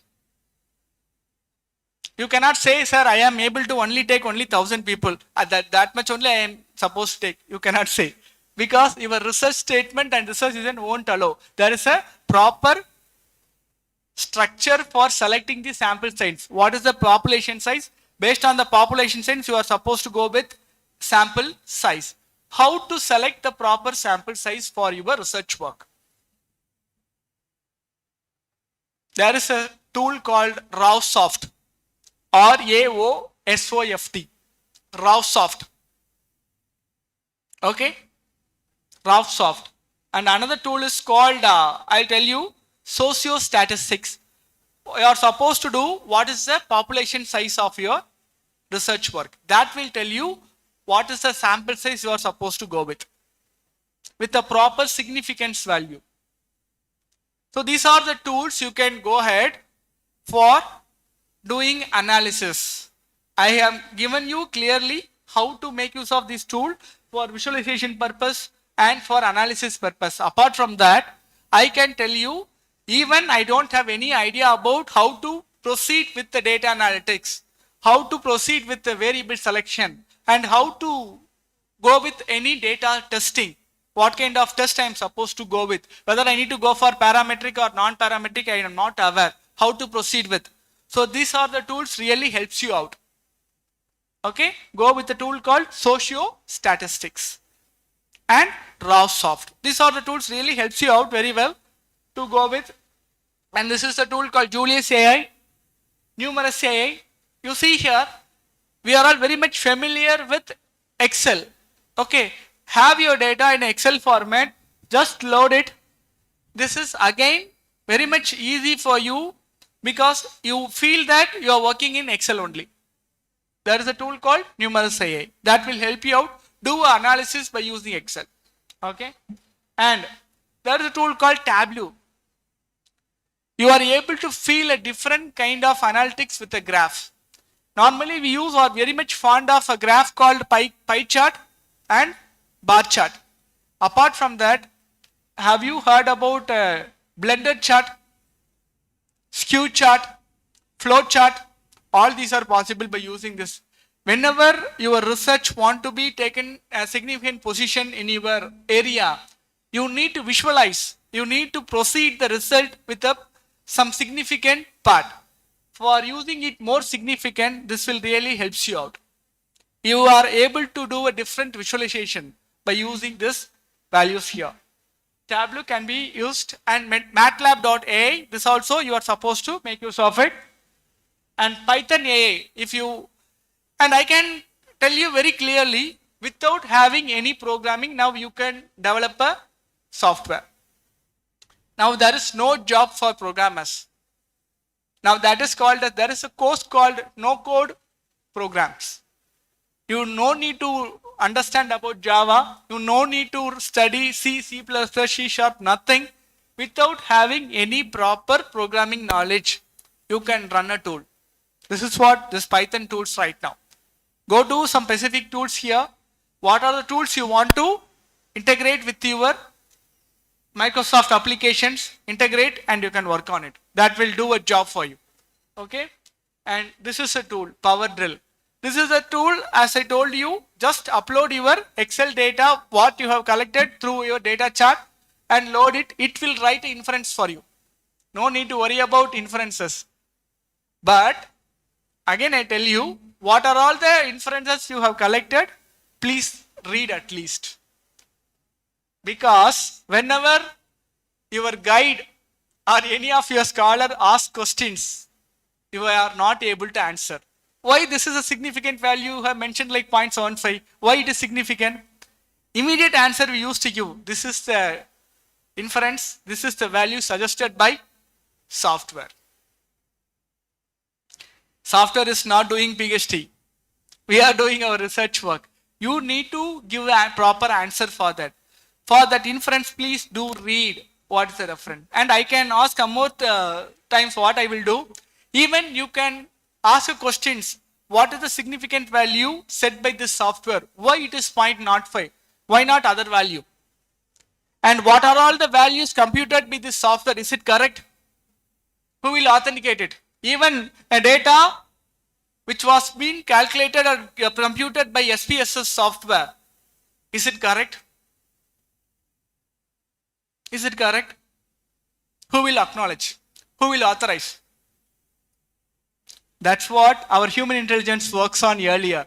We used to do all the manual calculations. We know where the problem exists and how it exists, how to nullify it. We know if this is the positive response, it comes in a good number. This is a negative response. We need to increase this value. Otherwise, our research will go in a wrong way.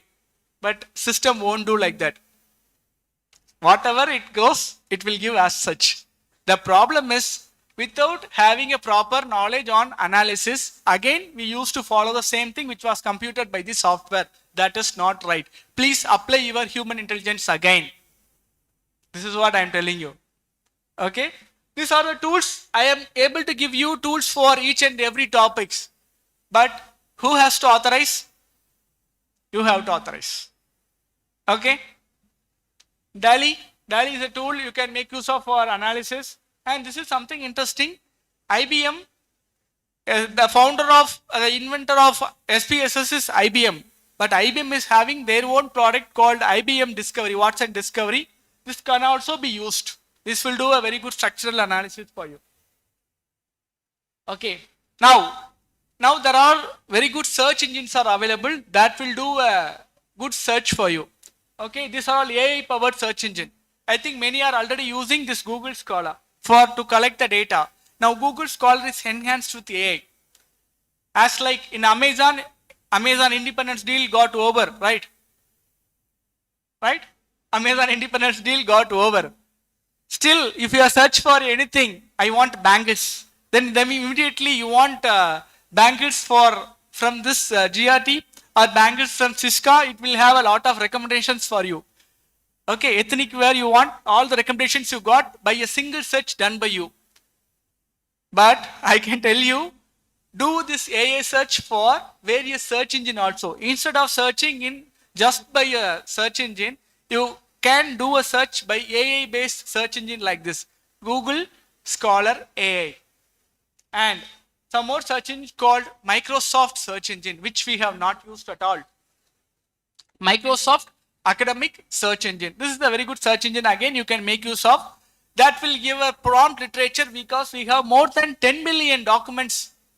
More than 10 billion documents for your research throughout the world. Okay? And we have another tool called, this is something interesting, automated data collection. This is something in detail. And if you are working on the instinct way of your research, for example, you want to do a social media analysis. And now the recent analysis called sentiment analysis. Based on this only, now all the social media and all the apps are, shopping apps are running now. We are all very much familiar with Shopsy, Miso, Zepto, right? Even a small kid used to say, can I order in Zepto? Immediately within 10 minutes, I can get a chocolate from Zepto. A small kid is saying right now. This is the world we are running in. So they are doing various analysis. This is a recent trend. Please do agree and understand what kind of research right now you do, that becomes a matter. You are supposed to select the research area with the concept of this web scraping and data extraction, social media and sentiment analysis. Actually, as a female of this region, what you need exactly. This is a research already done by various people. Those who are analyzing your data.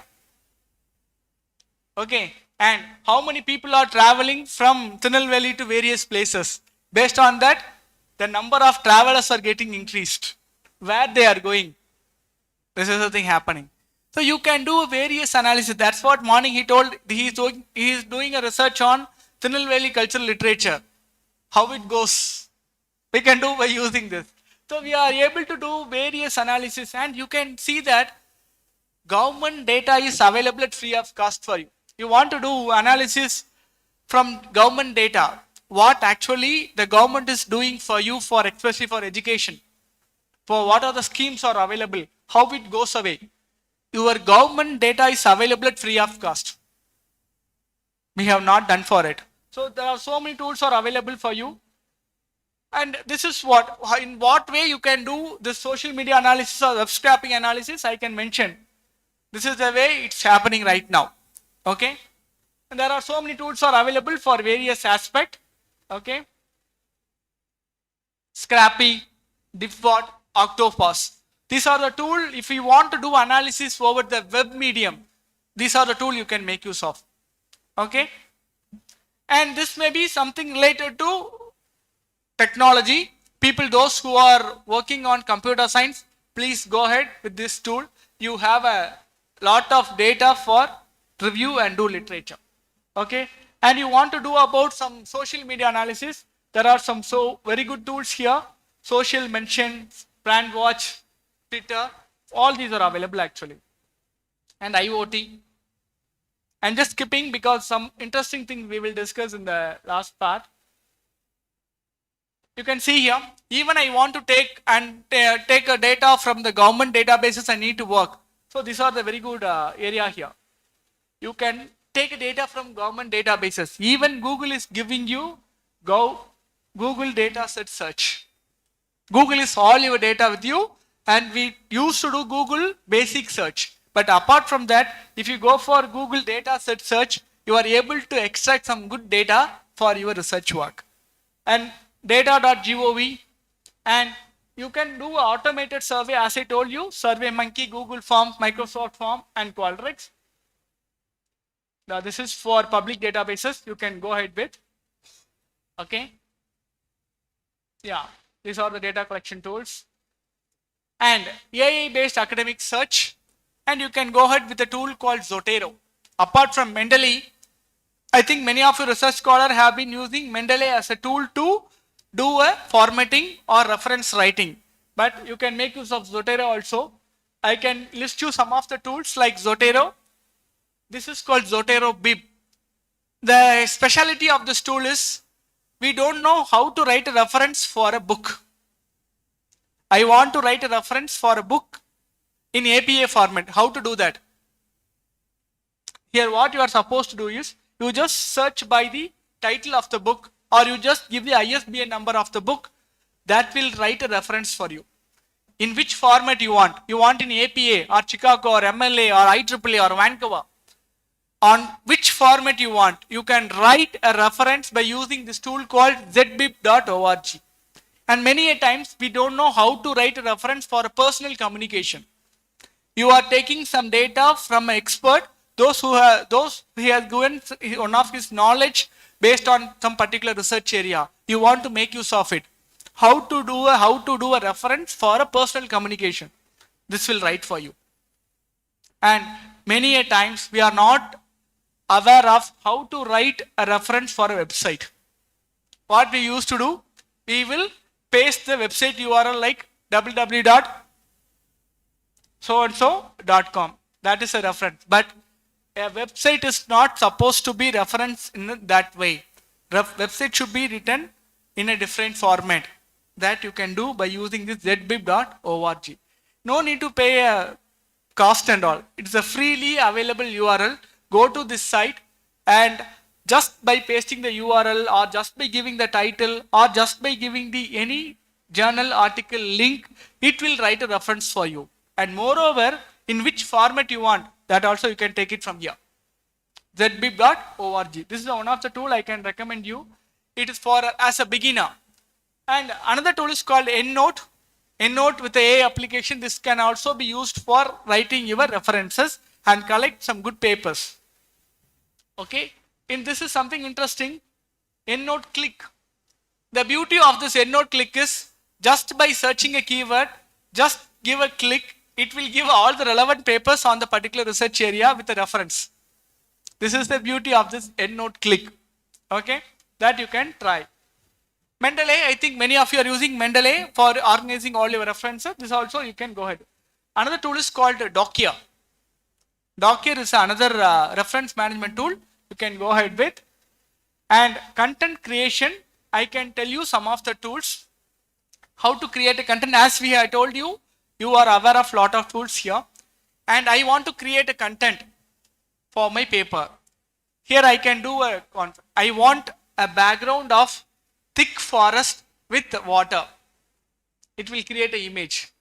In that you can do your content. And in that you give another prompt, plague free image with a thick forest with water with a mountain. It will give. And I want an image with a Shakespeare with a flower. I am not joking. You try with this. I want image Shakespeare with flower. It will give a very good flower with Shakespeare. And you want to create a war with the two different poets. I want a fight with Shelley and William Wordsworth. You have a very good image on Shelley and William Wordsworth. Something interesting you can do. Why I am telling you, you can create a content in a creative way by using this. Okay. And another thing is called Steve AI. What it will do, it's the beauty of the tool is, you can create a PDF into video. You can write your paper, convert it as a PDF, or the paper which was already published in a PDF format, that can be converted as a video. It's very interesting actually. It will talk to your scholars. Okay, it's something interesting you can try with this Steve AI. And Render Forest, this is also very good with the AI video generator. Whatever the content you want to generate and create it as a video with your own, you can do it. Render Forest. Nowadays, creation of video is very easy. Creation of posters are easy. You can go ahead with Canva also. Canva also you can do. You want to create a wonderful presentation within seconds. I want a presentation on a particular topic. Give a topic and you can mention here with a clear-cut prompt. I want 20 slides on the topic called AI generation tools. With the 20 slides with a very good images, it will create within a fraction of a second and I can go ahead with the presentation. Okay, this presentation not generated like that, but used to generate like that. Now, for teaching and learning, I can give some more tool called Newton Alta. People, those who are involved in the process of teaching, please go ahead with this tool. Something interesting you can find. Newton Alta. Okay, this you can get a very good. The interesting thing is, you can raise a question, it will give an answer, and again you can raise a question that will question you, so that you have a very good conversation methodology. It's something interesting, and moreover, the interesting part of this is you can create a quiz. You are teaching some concept in your class, and after completing this class, you want to have a quiz for your students. Please go ahead with this. You can create a very good quiz for you. And this was the tool which was used during COVID. During COVID, you are supposed to give the objective type questions, right? You just give the content and ask the tool to give a question answers with a objective format. It will create very nicely. Okay, you can go ahead with this. And Quizlians, this is also another tool as like to create a very good quiz format. These are the tool why I am suggesting you, after your teaching method, whether it is understandable by the students or not, you can have an immediate quiz based on the material which you have prepared. Just upload it, create a quiz questions for that, and immediately it can be circulated to your students, and you can have a word and you can have a feedback of the learning methodology. This is what it will do. Quillians. And DPL's translator, this is something interesting. It will translate to any language. It is a language translator. Any language you want to translate it, you can translate. I can tell you this is the thing which can be used. Many of the central board papers, civil service papers, and central government examinations are involved in Hindi. All these Hindi paper can be translated into Tamil and you can have a glance. You can prepare yourself. In which way the tool can be utilized by the user is up to you. You upload the paper and ask the paper to give it in your own language, it will give. Okay. And another tool is called Anuvadani. Anuvadani is a tool which has been created by AICTE. It is a very good tool. You can podcast all your learning material in the language whichever you want. the lecture prepared by any of the faculties from reputed institutions. They can translate, that can be translated in your language. So that is also possible here, right? And something called Zero GPT. Zero GPT. This is something interesting. Go and browse. This is the tool normally used for paraphrasing. For paraphrasing purpose, we are all very much familiar with Quillbot, Spinbot, Wattwintler, right? Something called Labster. Any other tool? These are the tools we are using for paraphraser. But this Zero GPT can also be used, which may not comes under flag. Okay, which may not comes under flag. For that, you can make use of this one. And Mendeley, and this is something predictive modeling is too technical, but these are the tools. As a technology student, if you are anybody who is available as from the technology background, computer science background, you can make use of this tool called simulation modeling and tools here. Okay, this can be very much used for physics, chemistry, computer science can be used. Okay. And text mining and extraction, I think as I told you, people those who are belonging to literature, please make use of these tools here. I am using some tools, and for automated analysis, I am coming with the part here. Like whatever the content we have generated, we have published, and now I want to create more visibility. How to do more visibility for my research work? How to increase my citation? Many of the scholars and many of the faculties are raising these questions whenever we go for a presentation. For them, I used to tell these things. AI has given a very good option to you. You have to do a collaboration and you have to do a network for promoting your research work. In that context, there is a tool called ResearchGate. You can promote your research paper. And as Sir told, we will be installing AnyDesk application, but not need. Right now, there is a tool called Overleaf. Overleaf is a tool which can be used instead of Microsoft, I can tell you. Microsoft Office. If you go to US and all, you are not able to find Microsoft as a very much familiarized version. People are using Zoho Office or they are using this Overleaf application. What it will do, whatever the content you are writing here, that can be shared with your peer group.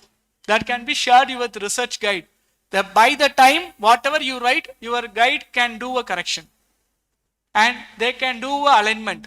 So whatever the work you have prepared, you have done, simultaneously that work can be corrected, that work can be reviewed, and that can be published by your co-scholar, by your peer group, and by your likely minded people. For that public application alone, we have a tool called Overleaf. It is a collaborative tool and it also creates more visibility. You can make use of this tool called Overleaf. And another tool is called Notion AI. Notion AI is a tool, really it helps to organize all your summarizing resources. What are the resources you have collaborated? It will collaborate with all the people and you can have more visibility of your research work. Notion AI. Apart from ResearchGate, Overleaf, each and every tool has its own functionality and you can realize that how it create impact on your research. And SciFlow. SciFlow is another tool which will do a AI writing process and can be shared with your peer group. Which means your work cannot be repeated with some other's work. It's very unique. You can go ahead with this. Okay, you can do a correction, you can do a unique work based on these tools here, like Notion AI, SciFlow, and Overleaf. These are the tools can be used for effective collaboration, networking, and increasing your research impact. ResearchGate, Overleaf, just by Google you can sign in actually. And I can give a case study of this Overleaf. If you go to Central University Pondicherry, you are not allowed to make use of Microsoft. You are supposed to go with a tool called Overleaf.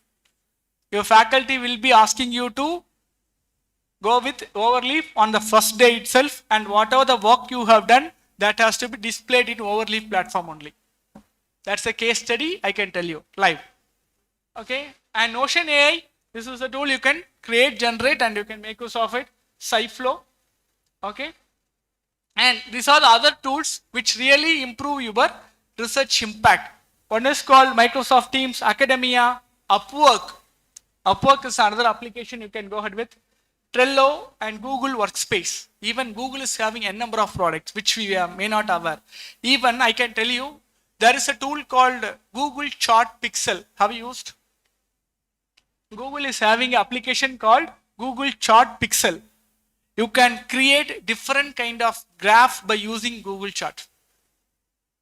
Okay, please make a note of this and try. Google Chart Pixel, you can try without. And for again ethical and bias analytics, I can suggest you a lot of tools here. Okay. I think that will be taken care of the second part of the session probably. And I just want to give you if you collect any data from any database which is available at free of cost, who need to authorize it? And you want to do a clarification, you need to clear the data. For that, unclearing the data with a clear process, you need to go ahead with a tool called OpenRefine. OpenRefine is a tool, whatever data you have collected from any database, just upload it. What are the data set you want, you just give a clear-cut instruction that will do a clearance process and it will give a data with a proper analysis, for a proper analysis. That is the work done by this tool called OpenRefine. Another tool is called Sync AI. It will monitor the application. It will monitor and it will suggest this will create an issue ethically, go ahead or not. That will suggest. And Turnitin, I can tell you, nowadays all the plagiarism tools are available with the ethical and AI content. You copy any article from anywhere, just upload it in Turnitin. Turnitin will give you from which AI tool you have copied the content. Many you can claim that, sir, my similarity index is only 5%, but it shows 95% AI plagiarism. What it will do? Earlier, the scenario is totally different. It will show only the similarity. Your similarity will be like 90% similarity or 80% similarity. Your own words will be some 20%. But right now, thanks to AI, your similarity index is 5%. AI index is 95%. Again, this is not acceptable for academic integrity platforms. University won't accept. Please do a mark. So what is the result of this? You need to know how to make use of AI tools with a proper academic integrity. How to do paraphrase. Even the paraphrase that will detect from which paraphrase tool you have paraphrased the applications. Finally, the result comes in. Go through the content which has been generated by AI, try to reproduce in your own language. That's the result. Try to reproduce in your own language, because your language structure and your formatting is already given by the AI tool. You are supposed to do, you have to make use of your own language. That's it. That language also, nowadays there are so many tools are available. They are suggesting you what kind of word is supposed to be used, how to be formatted. You are getting idea from that. Be used and be cautious about all these tools and make use of it. Okay, these are a lot of plagiarism detector, deep code AI. Even we are using some technology. We used to add some breaking links to avoid plagiarism, but all are able to detectable now, right now. We have tried up, but all are detectable. Please, because whenever you develop any product, simultaneously there is a product will be developed to decode it. So be cautious. Okay, and this is the tool you can go ahead with. And there are so many tools are available for enhancing your research output. That is called Grammarly, Trinca, Ref and Write, and all these tools. Even peer review editing also, there are tools can be used. Again, the threats of AI, I think I'm not going to talk much about it. He will be going to talk about it. Main thing is misinformation. We don't know whether the content is updated or not, as like GPT, Chat GPT. right?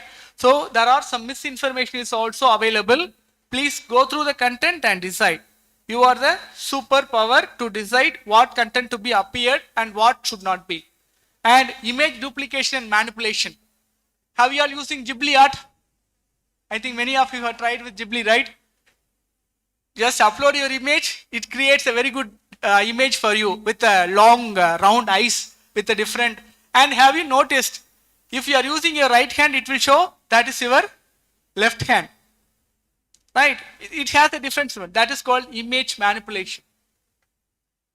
So these are all it will happen. So you have to be very cautious about all these aspects. And tampering the result. Your result may be proceeded with the proper way, but there are chances to tamper your results. So be cautious on what are the work you have done and is it done in a ethical way. And important thing, A as a co-author. Sir has given an idea, but I can tell you, if you go to Science Direct, we are able to find 12 papers are written by ChatGPT as a second author. You agree me or not? As a library science professional, I have to show and I have to prove you 12 papers are available in Science Direct, ChatGPT as a secondary author, not a primary author. Go and check. And in Springer, we are able to find some of the papers are written by ChatGPT. Whether it is accepted or not, that is a next question. But still we are able to find, even in reputed databases, we are able to find papers are written by ChatGPT. At least thanks to the author, he has acknowledged the content has been generated by ChatGPT. Because many a time we don't have that heart to tell that this content is generated by GPT. But that author has clearly authorized. This content is generated with, so that ChatGPT is a second author. If that is a word given to us, what we will do? We will, for all our articles, ChatGPT is a predominant author. In our case, it will come like that. So that in Indian perspective, if you want to save our academic integrity, this ChatGPT or any AI tool cannot be placed as an author. This is what the given solution right now. But how it can be given? With the various prompts. Okay? Again, plagiarism. This is another threat. So whatever the content you have copied from AI tool, that will be shown again. So be cautious and try to use your own language. With this, again I tell you, human intelligence is a superpower. Nothing can replace, any tool cannot be replaced by your human intelligence. Thank you so much. Do you have any questions? I am happy to answer. Any questions, please? On time. We have 5 more minutes too. Any questions? You want to circulate any mic, please?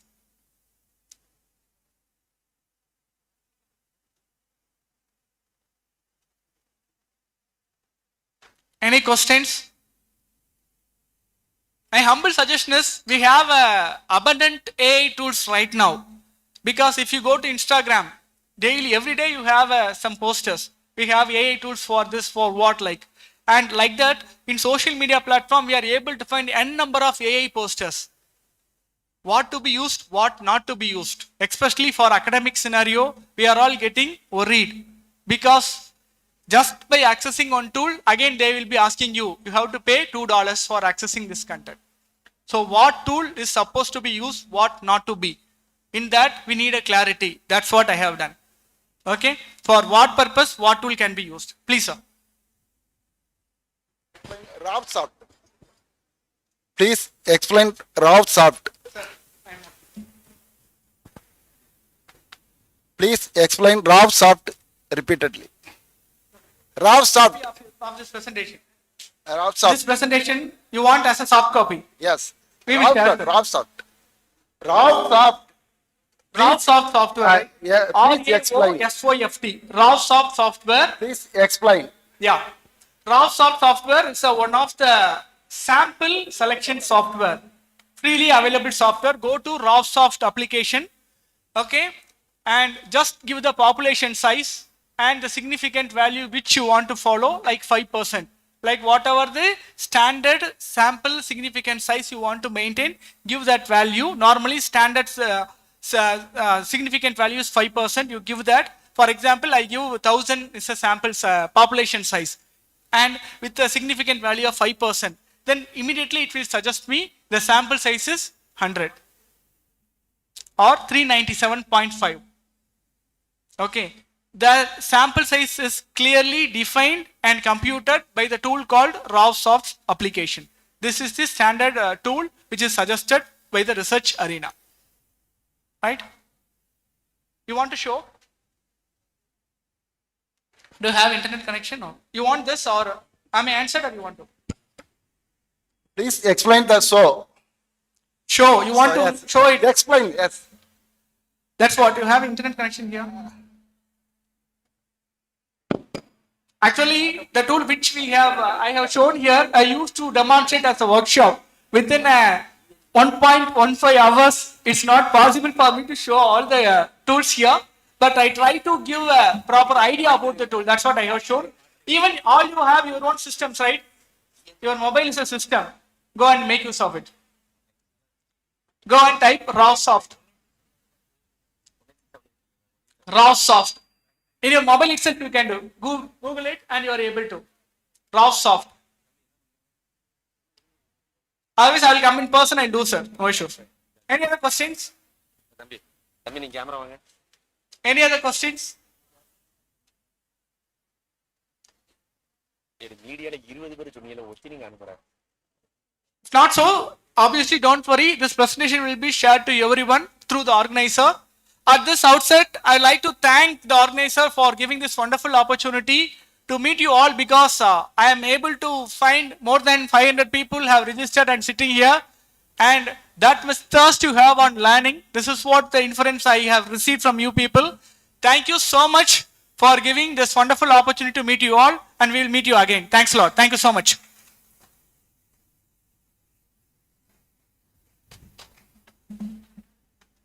We express our profound gratitude to Dr. J. Arumugam for the insightful and engaging session.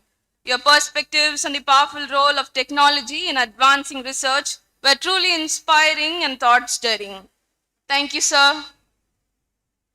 To the audience, kindly stay back, kindly stay here. Our volunteers will serve the refreshments.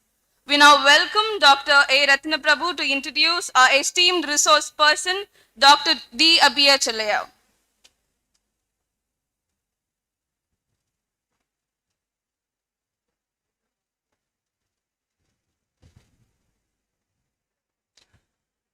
I greet every one of you in the mighty name of our Lord and Savior Jesus Christ, especially those who are watching online.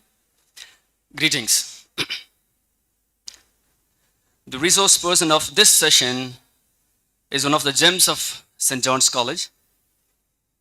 Down the line academician, he has authored 31 books for peers in education. He has reviewed and edited more than 1,700 research articles. And he has published 20 research articles in reputed international journals such as Springer, Wiley, TNF, and elsewhere. And in fact, he is a man of words. He's a polyglot, in fact. And he actually participates in various debate forums. We call Tamil in Pattimandram. And below this auditorium, he has a beautiful lab. And he's a great scientist. One of the major reasons the airport in Tuticorin is extended is our resource person, because he flies across the nation to teach various subjects like mathematics, science, and in fact, management. And he has scholars around the world. And in fact, he is a franchisee professor in Liverpool University, UK. He is an altruist. He's a great Bible scholar. He's an orator. He's a mentor, and so many other things. It's going to take ages if I'm going to tell all his accomplishments. We're very fortunate enough to have him as RP. Why don't we give him big hands? I forgot to tell his name. His name is Dr. Abiya Chelliah. Welcome, Professor.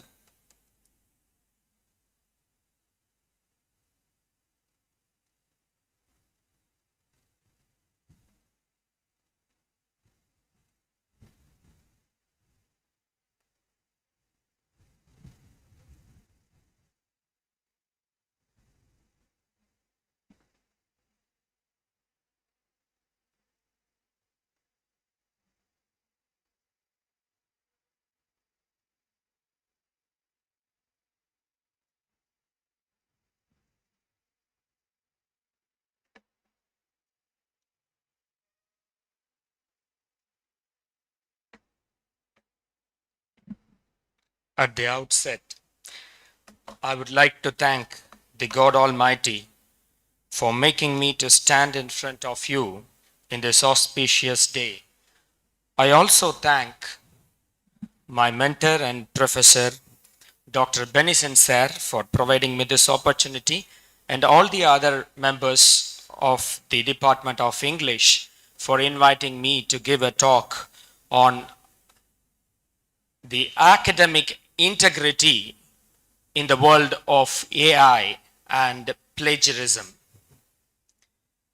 As expected, this is a very difficult time, and after having two talks and many introductory talks, if I'm asked to talk at last, of course, I find it very difficult.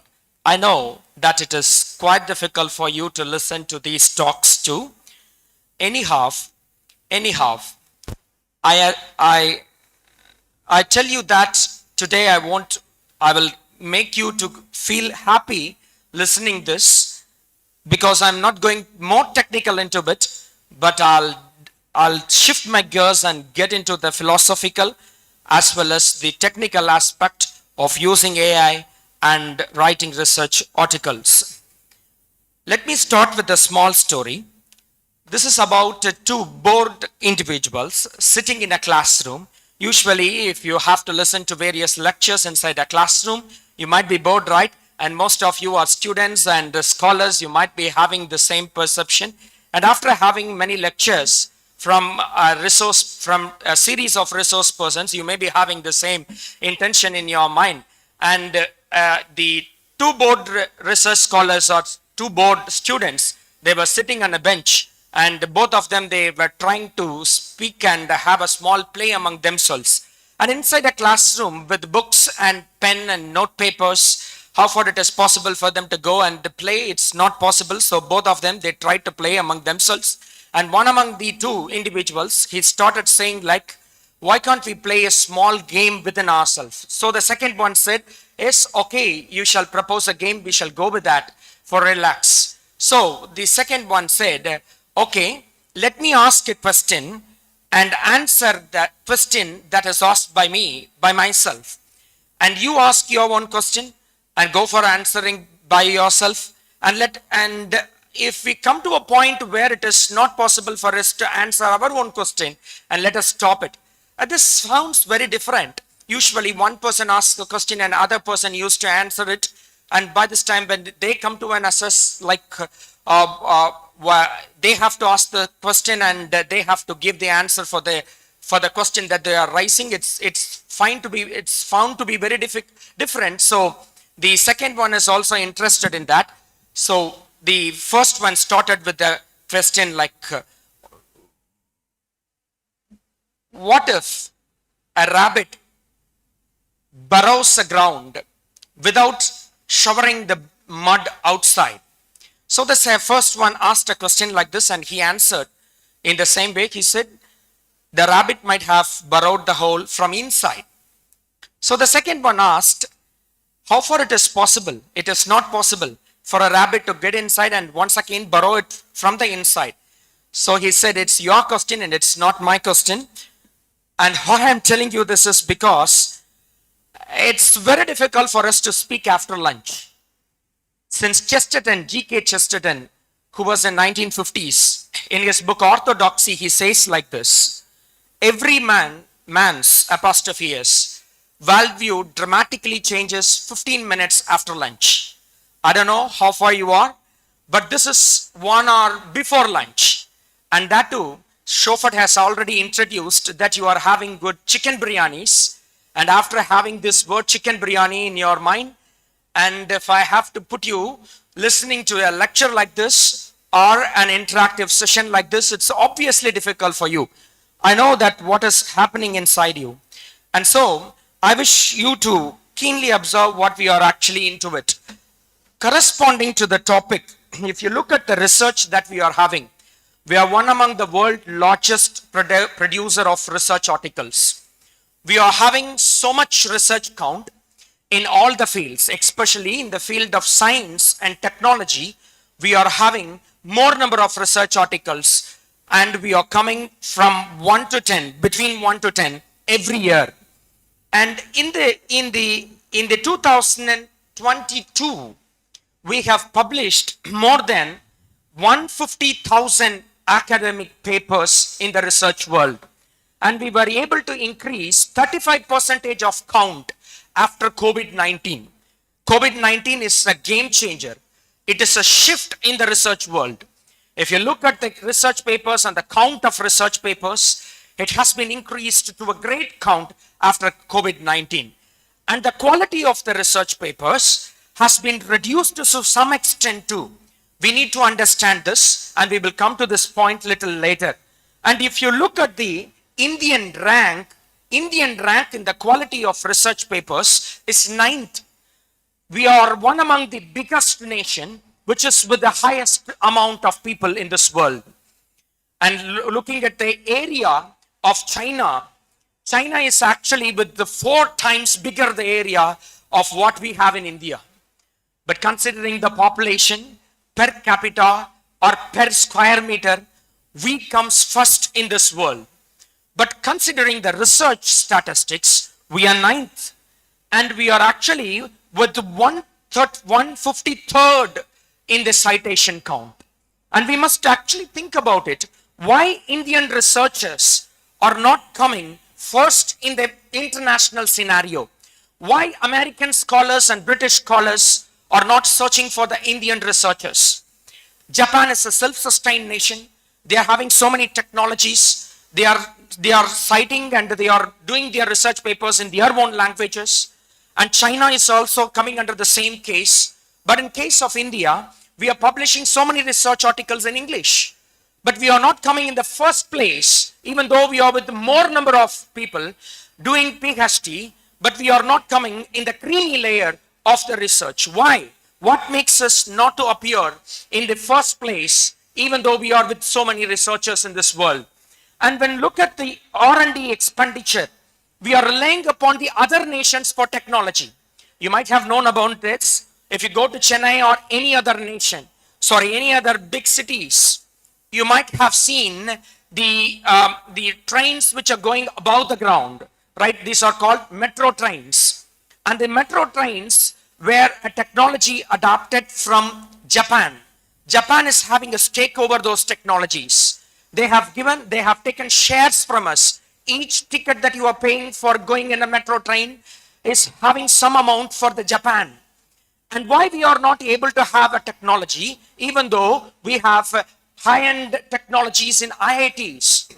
We are having 17 IITs, I think, and we are having triple ITs. We have also started IASEOS in 2010 to 2012. We are having so many NITs. But what makes us not to have a technology which is self-sufficient for us? We are relying upon other technologies. We are having so many goods that comes from China. Why this is? And recently, if you have seen the scenario, we are not able to export our materials. We are exporting raw materials in high counts, not our technologies. Why? We are doing so many researches. Our research articles are appearing in international journals. And our scholars are also producing good amount of research papers. But why it is not getting acclaimed? Do we have a serious thinking of what we are doing? Or are we doing the same research which was already finished in 1970s and 1980s? We need to think about it now, and let us wrestle about those things which we are having. Before me entering into it, let me have a small idea of what a research paper is. It's because I could see few research scholars, budding research scholars, as well as few of the MSc students, so that I may also go deep into what is research paper. Research paper is something which is evidence-based, not like creative writing or not like writing a small poem or a prose. It's not a piece of essay. It's a research-based or an evidence-based document. And whatever you find and whatever you have in your mind, you need to also acknowledge with the other researchers who are doing in it. So sharing a research article and sharing the research view is very important in case of writing a research article. Whenever we find something, it's not that we can validate it by ourselves. It is that we need to compare it with the other standards or other researchers so that we can actually validate our research. And this information is for the budding scholars, not for those erudite researchers who are sitting here and at the last. And it's for the budding scholars. So what we are actually having is, it's a reasonable explanation and sharing of the research content with the evidence-based research. But what is actually happening here is that in most of the universities, and as per the UGC mandate and AICTE mandate, it is becoming more like publish or perish. You have to publish something in the research arena. If you are being a professor or an assistant professor, if you have joined an university or a college, it is that you need to publish some content in the research world.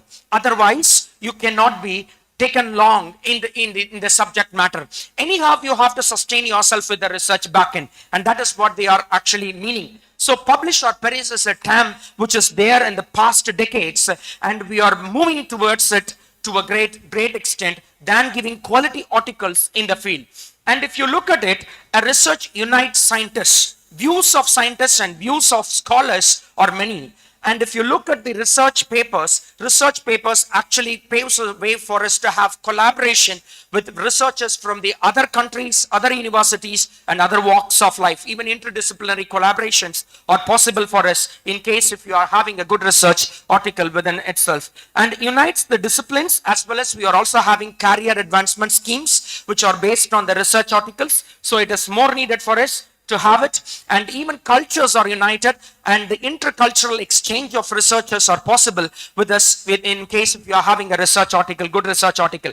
What is the difference, major difference between a small essay and writing a research article? This is an essay. If somebody is asking you to write an essay on chocolate, how would you write? You may explain about what is there in the chocolate and what you may be doing with this chocolate, and you may speak about the experience of what you get if you chew a chocolate, and you may also speak about the positives and negatives, what you feel if it enters into your mouth. But the research article is exactly not the same. It is a different one. It speaks about the evidence. It speaks about the scientific name, the citation of who are all used these kinds of things, who spoke about it before you write this essay. And it also speaks about, not just speaks about the information, but also carries some data, some numerical values, as well as statistical data behind it.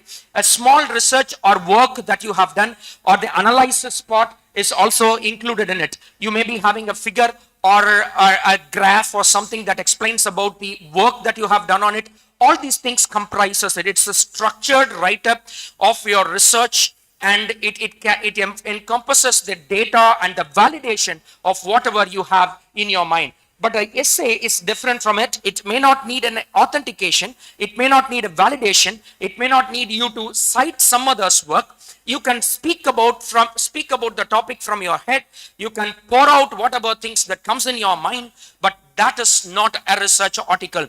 Essay is different from a research article. And in the research article, in the research publication ring, what you have to do is first you have to write a research article, then you have to go for publishing it. And after the publication of a research article, or at the time of the publication of a research article, you may get a DOI number, which is an identity or a link for the research article, to get it from the internet, and then it will be disseminated to various servers called citation servers or abstracting services. There are so many indexing servers for journals, whereby your article will be disseminated through the AI tools.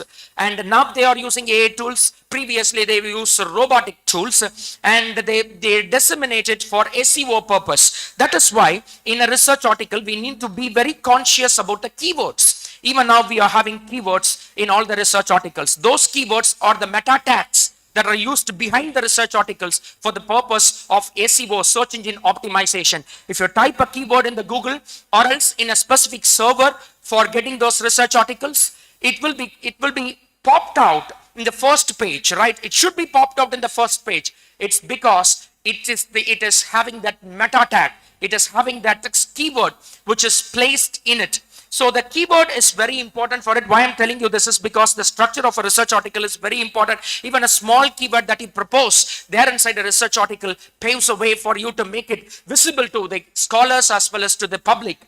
And the SEO and the digital repository happens after the assignment of DOA, and then abstracting and indexing servers. They used to have it for a long time, and then they after the search from various scholars, they will also get this, and then they use it for citation purpose. They use it for quoting your research in your research paper, and this is the usual work that we have in the research publication in. And the most important thing that we have to dash now is publish or perish. It has become a threat. Either you have to publish or else you have to move out of this academic ring. And any professor or a scientist or a scholar who enters into this world of PhD, they need to publish their content. Even after finishing their PhD, if they have to join a college and if they have to get a PhD guideship, they need to have live publications. And they have to go to conferences, speak about their work, and that is very important for us. So we need to publish or else we will be perishing from the field.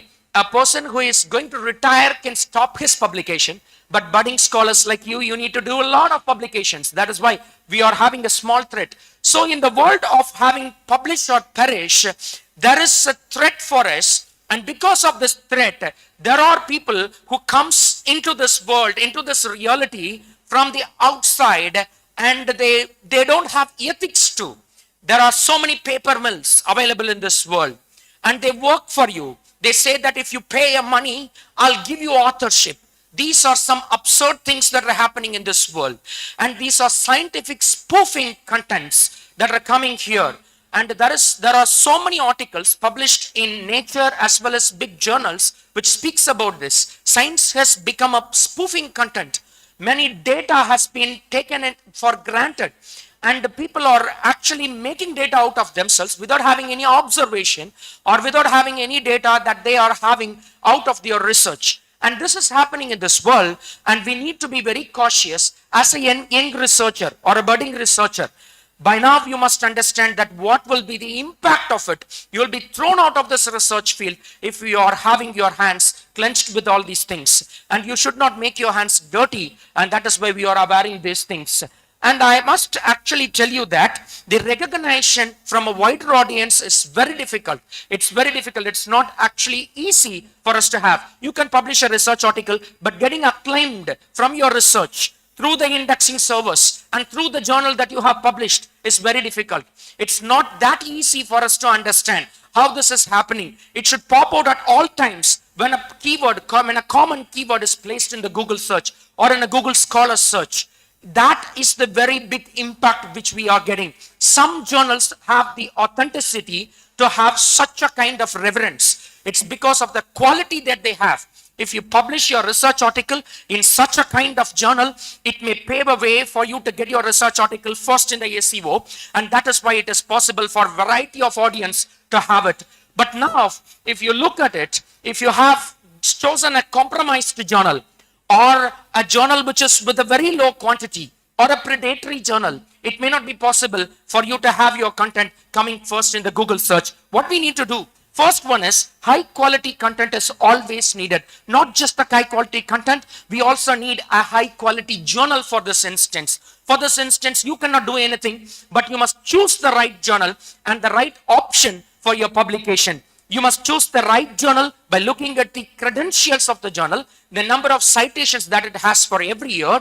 Notwithstanding to this, you must go through the editor list. You must also go through the publisher and the indexing services. Most journals, they don't even have digital repository services. You must know certain things. I wish you to take a note of these digital repository services because it is very important for you. There are some digital repository services like locks. Lot of copies keep stuff safe. This is a digital repository service which is provided from Stanford University for free of cost. So many such things. There is one another paid version called Clocks. They are provided by, Clocks is also provided by the Stanford University. There are many private digital resources too. One is called Portico, which is a digital repository resource. This you cannot opt for. You cannot go and pay and get the service, but journals they need to have. When you look for a journal to publish your research content, you must also look for this digital repository service, what it actually has, what it actually do. A digital repository service is for keeping the digital stuff safe for n number of years. Even if the journal is shutting down their website, even if they are not progressing with this website, if it is kept not alive, then the paper should not go offline. It should be online ever. So what this stuff is actually doing, which lot of copies keep the stuff safe, what the Stanford University is actually doing, it is actually taking this research article, depositing it in a variety of digital libraries from leading universities, so that even if the content is not available from one university, it may be available from another university. Even if 2 or 3 universities shut down their servers, it will be available from many other universities. So your content will be safe for a number of years. So when you choose for a journal, you must also think about the digital repositories. Then you must also think about the indexing services. Indexing service is very important for us to think about. Now you might be knowing about few indexing services. If I ask you, you may say Scopus, Web of Science, right? And the Web of Social Sciences. These are things, certain things which you might be knowing. But there are more than hundreds of indexing services that are available in this world. You must have some quality indexing services. Web of Science was started, now it is called Clarivate, and Clarivate has purchased it. And previously it was called Web of Sciences, and Web of Science was started in 1952, not now. And Scopus was started in 1980s, not now. And these are very old indexing services, and they have their own purpose. They are serving their purpose. They analyze the journal for their quality, and they check the quality of the journal. They take the content inside. They keep the content for n number of years so that researchers can actually have this content and get used by this content for n number of years. And we also have a beautiful repository for open access journals. It is called DOAJ. You might have come across this, Directory of Open Access Journals. Yeah, I wish you to go to this DOAJ. Go to DOAJ and search for research articles. Definitely you will get very good research articles. DOAJ is also a company, it is an organization, not a company. It is a non-profit organization which is actually selecting the journals according to their quality and making it as a repository for the deposition of the articles. Once the article is published in the journal, it will be deposited directly to the DOAJ if it is included in the list of the journals in the DOAJ. They also have one another repository called the DOAB. It is called a Directory of Open Access Books. If you need books, open access books, you can go to DOAB for this purpose. There are many other indexing servers. Some of the indexing servers that was introduced by the other speaker was a Consensus, which is having many papers in itself. ReadCube, there is one another database, which is that is also an A database. You can have so many research articles from this. There are many research articles and many research databases and indexes which are available to us, but we must search those indexing services and find the right indexing services. You must look for the publisher and the research journal to be with that indexing services. If they are a partner for those research indexes, then you are publishing in a service where this paper will be carried forward for a number of years, and it will also appear in the SEO, in the search engine, and that is very important for us. If you publish an article and if no one cites your article, what is the use of it? If no one looks for your article, or if no one reads your article, what is the use for it? If you are doing something and if you are having a hard work of 3 years or 4 years, and after your PhD, when you go for a publication, and when you look for it after 12 years or 10 years, if no one has cited your article, then what is the use for it? We don't have any use then, right? So you must select a journal which is with such indexing service that will help you having your visibility. These are few indexers which I am having. The text is very small, so let me read for it. Google Scholar is not a high quality indexing service. I'll tell you why it is. Google Scholar is a search engine. It is not an indexing service. You should not go to Google Scholar and search if you are a good researcher.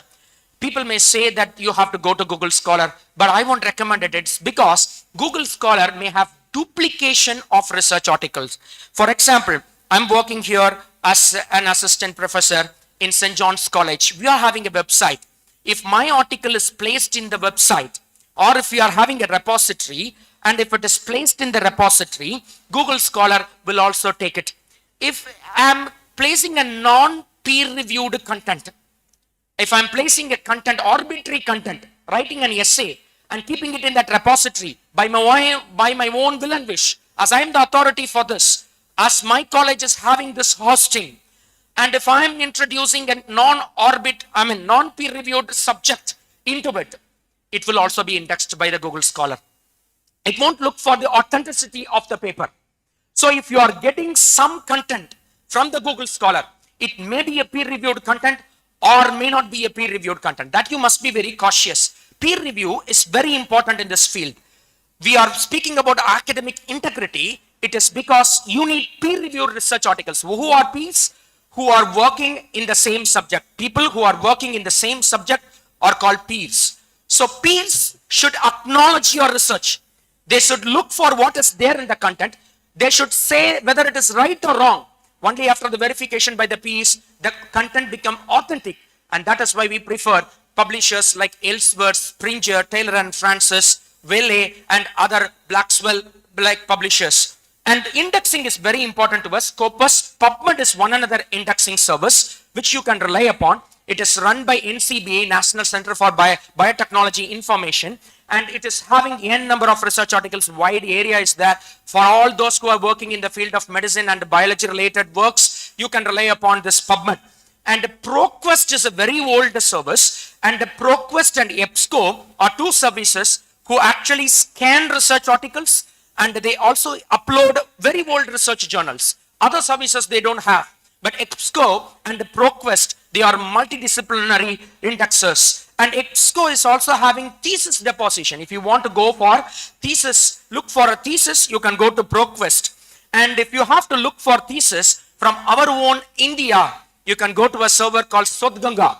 You might be knowing about Sodhganga, where you can find thesis from Indian land. And if you have to find thesis from other land, from other nations, you can actually use this ProQuest, whereby you can find this content. And there are so many other services. PubMed Central is a premium service which hosts the articles that comes under PubMed funding services. We are having a service called PubMed Central, whereby it provides full text content to us. And there is a service called WHO, HNRI, and OpenJGate. Embase is a service which is given by Elsevier. Elsevier is also having one another service that's called Scopus. And Elsevier is having a big database of journals as well as a composite database which covers variety of research articles from other publishers too. So it comes under a big content. And this one, Index Copernicus, is one another database, but it's not with the quality peer-reviewed content. It may also have some peer-reviewed content and may be having more number of non-peer-reviewed content. CAGR is a content which is from African nation. They are having some content which is unique to the African nation, and they are also having various contents which are useful for the world from the Africa. And what I am saying is that in the current research scenario, we are having this much of indexers, publishers, and we need to search a journal very well before we enter into the publication sector. And now, if you look at various CVs may be having n number of research articles. There is always a big debate whether you need quality research articles or high quantity of research articles. There is a war between quantity and quality in this research sector always. And now, if you look at the CVs of people with more number of research articles and less erudite articles, they are not considered to be big researchers. They are considered to be okay researchers. They have done some research. But those who are having very limited number of research articles, but have done some quality publications with the high impact journals, they are considered to be great researchers. So we must actually understand what is happening here. You might be knowing about the Isai Nani Ilayaraja and SBB, who had a fight long back for copyright. You might be knowing about it, right? And SBB was stopped from singing some of the songs which were produced by Ilayaraja. And Ilayaraja has gone for a fight into the court, and he won the game too. And recently he has gone for one another fight with the movie called Manjumal Boys, and he claimed some 60 lakhs in the court. And for the copyright infringement, the court was able to direct the director and the producer of Manjumal Boys to provide 60 lakhs to Ilayaraja for using his song without having any proper documentary verification from the Ilayaraja. They might have asked Ilayaraja, he might have given an oral consent to it, but that holds no copyright in a written form, not in black and white.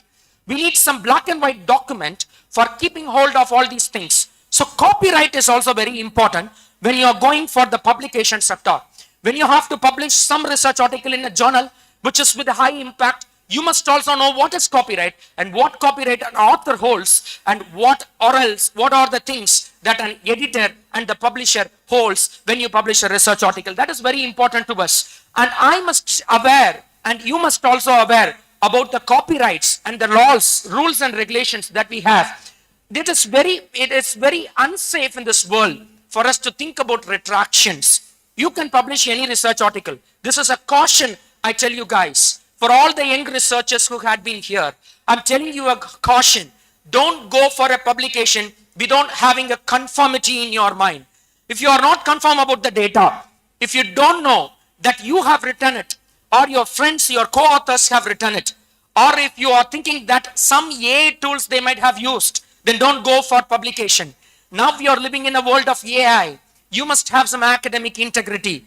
And if you look at this, Nobel laureates and Nobel Prize winners, their articles have been retracted in this world. It is very unsafe for us to have an unsafe publication. And now people are watching us with AI.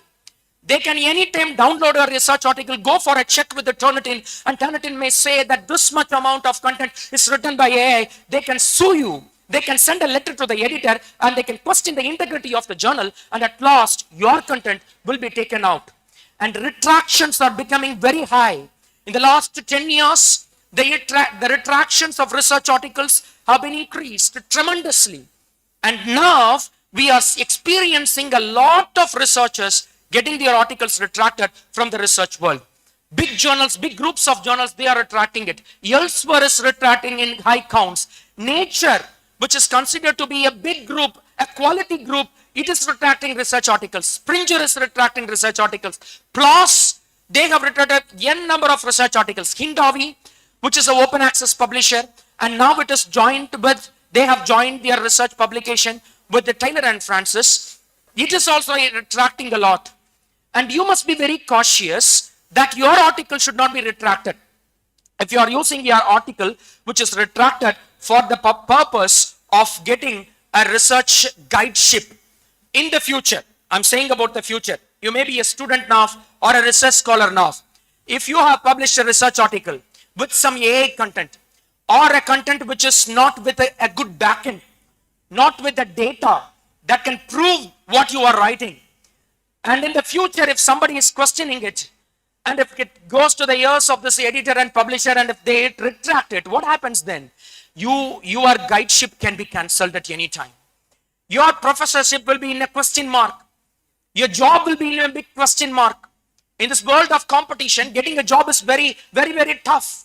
And now if you are making a loophole for others to sneak into it and find a fault in your research, then it is becoming very difficult for you to make something good in this world. And if you come to know about it, there are about hundreds of articles retracted in the recent days. I'm speaking about the recent days. In the 6 months of time, some thousands of articles are retracted. And this I have taken from retraction watch. If you want to look at the retractions and the amount of retractions that are happening in this world, you can go to a site called Retraction Watch, where it is plotted every day. And I have used it with a fair use policy. And now if you look at this, they have taken some 10 research articles from the very, very quality journal, very high impact journal. This is for your consideration. I'm telling you this because these are from the field of medicine. The field of medicine is very, very difficult for us to think. If one doctor applies it after reading this research article, what happens to the patient?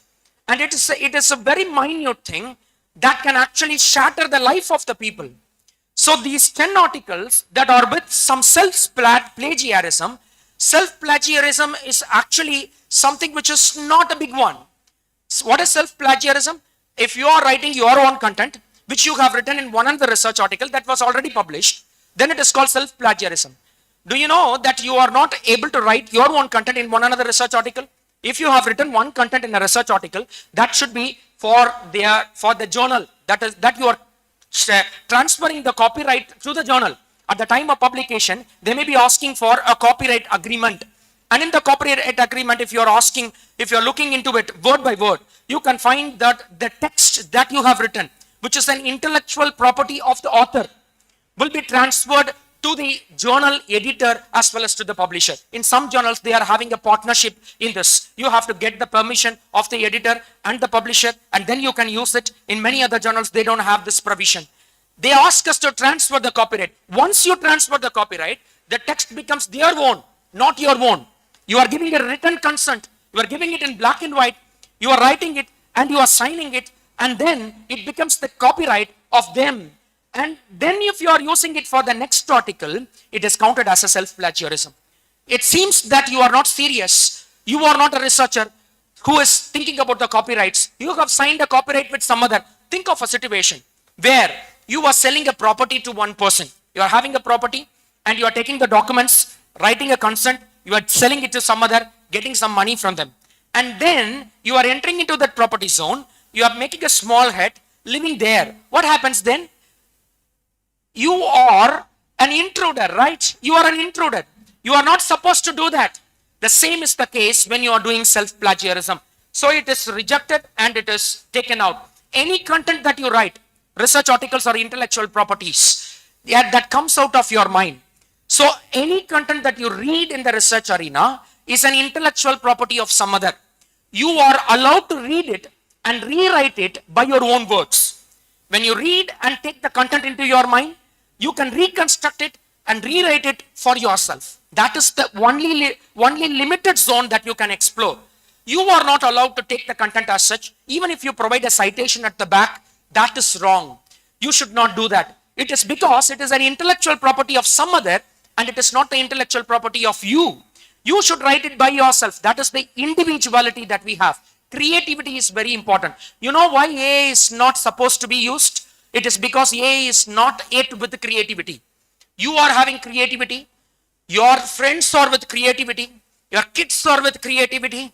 And everybody who are here, we are created and we are having creativity. But if you look at AI can synthesize text from other texts. It is not with creativity yet. That is why it is not able to be placed as an author. We are having a big debate, right? Whether AI to be placed as an author or not. Why Elsevier is not allowing it to be an author? Why it has limited it to what? Just 12 articles. First they have allowed it. 12 articles were published. Then they stopped it. Why? It is because AI is not with creativity. It can synthesize content, but you are with creativity. We need a creative content because it comes under intellectual property.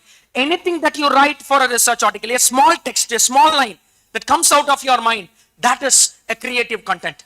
You can get an insight from the other research articles, you can read it, but after having this, you must also acknowledge the author. Why? This is not an insight that you have got from your own. This is out of the culmination of the researches that you have read from various resources. So you must also cite the resource. After writing it by your own, you have to put a bracket and add the resource citations on all the sentences. That is very much important to us. And copyright agreement is very, very important when you are going for it. I have already spoken about it. Anything that you are doing against this copyright agreement, if you are using a copyrighted text, if you are using a journal article without the permission of the author or without the permission of the publisher, then comes under copyright infringement, which is one important case of, serious case of plagiarism. And plagiarism is nothing but using a text without permission. If you are using it within the double quotes, you cannot use all the text within the double quotes, right? You have to limit using within the double quotes. So you can use one content within the double quotes in 1 or 2 pages, and not all the cases, right? So what you can have to do is, you have to read the content and then to write it by your own. And after writing it, you must give the citation, proper citation for it. You should not use the same text as such and then to give a citation. It's wrong. It's because that is an intellectual property of the author and the publisher and not the intellectual property of you. And what you are actually doing is, when you get inspired, inspiration is good, but plagiarism is wrong. And these are few quotes which are from the great writers. Bernard Shaw is saying that imitation is not original. When you are having some imitation, it may not actually be original. If you ask some other to play a role of a person, they cannot actually be. Why we call people as legends and stalwarts? No Albert Einstein is going to come to this world. He is unique. Albert Einstein is different from Newton. And he is also different from Thomas Alva Edison. They are different. And if you look at each author of the books, they are different. And Shakespeare is different from William Wordsworth. Shakespeare is not going to come again. And any author who writes can actually write like Shakespeare, and he cannot be a Shakespeare. Why? It is because it is the imitation of the Shakespeare and not the original content of the Shakespeare. And notwithstanding to this, intelligence cannot be multiplied if you are using others' content. Only can be multiplied if you are using your original content. So authenticity of what you are writing is very important to us, and it is also having various threats to us. We must understand this. If you have to uproot plagiarism, what you have to do? First thing that you must do is to have a critical thinking over the subject where you are researching. First, you must have some critical thinking. You must think and analyze, what is that I have to do in this? What is my role in this text? You should not simply copy and paste the text and frame a research article, or you should not go to a research site. We were speaking about various research sites, right? If you go to Jenny, and jenny.aa can actually, if you start with some keywords, jenny.aa can finish a paragraph with citations. What is the use of it? It is not your content. It is an AI content. Your ideas are not influxed. It is not going to be actually placed in front of the scholars. It is not your idea, it is an idea of AI content. You may feel that I have found a research article and I have written a research article, but it's not actually right.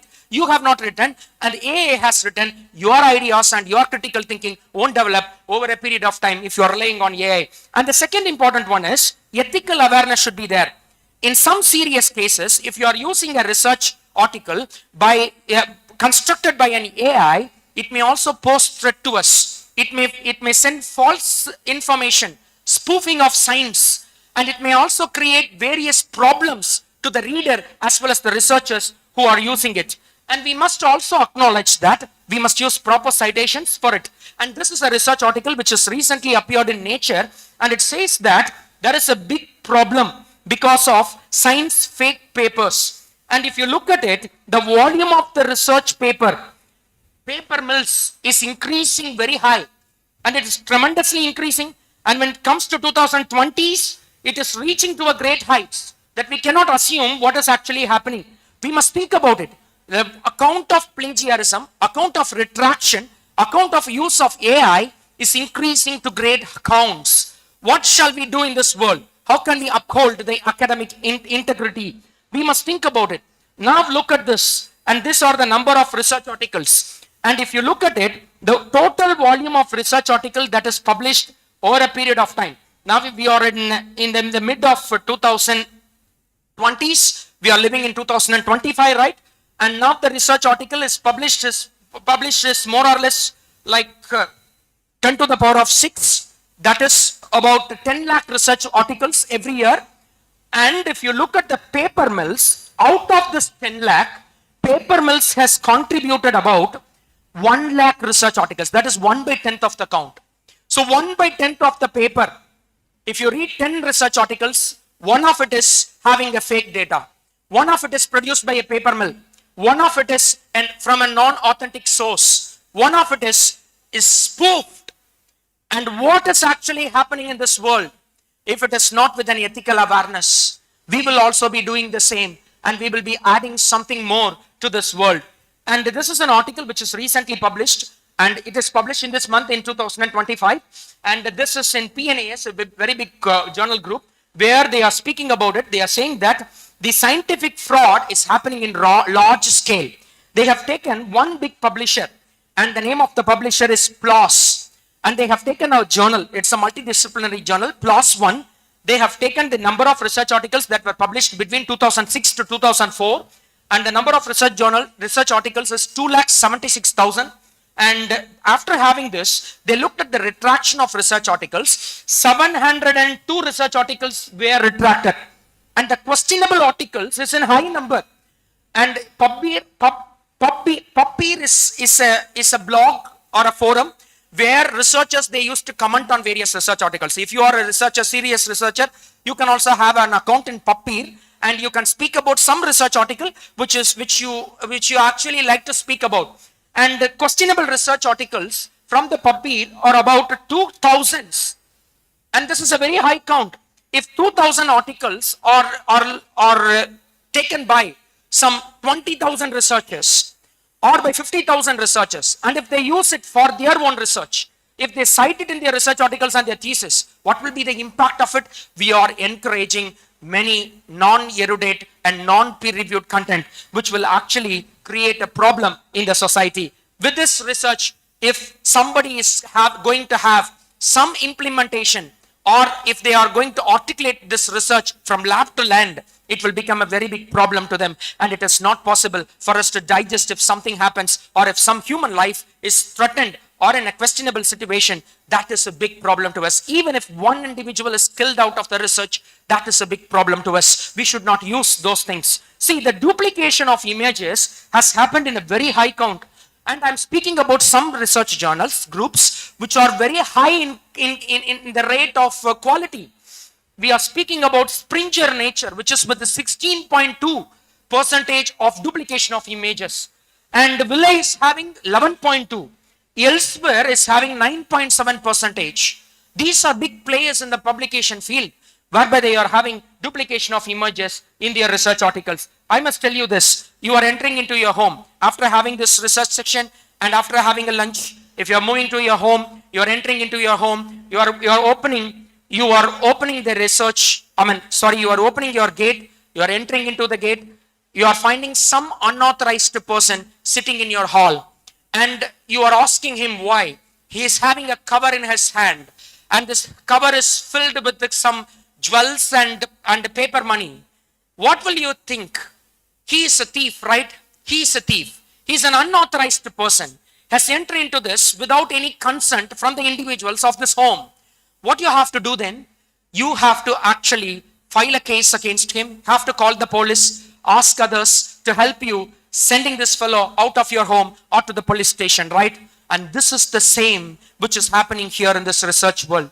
If you are using some other's content without the permission of them, you are entering into their bedroom, you are living in their room, you are taking their money for granted, you are taking their jewels without their permission, and you have to be taken to a police station, and they have to file a case, and academic integrity of your research will be in a big question mark. This should be taken care of.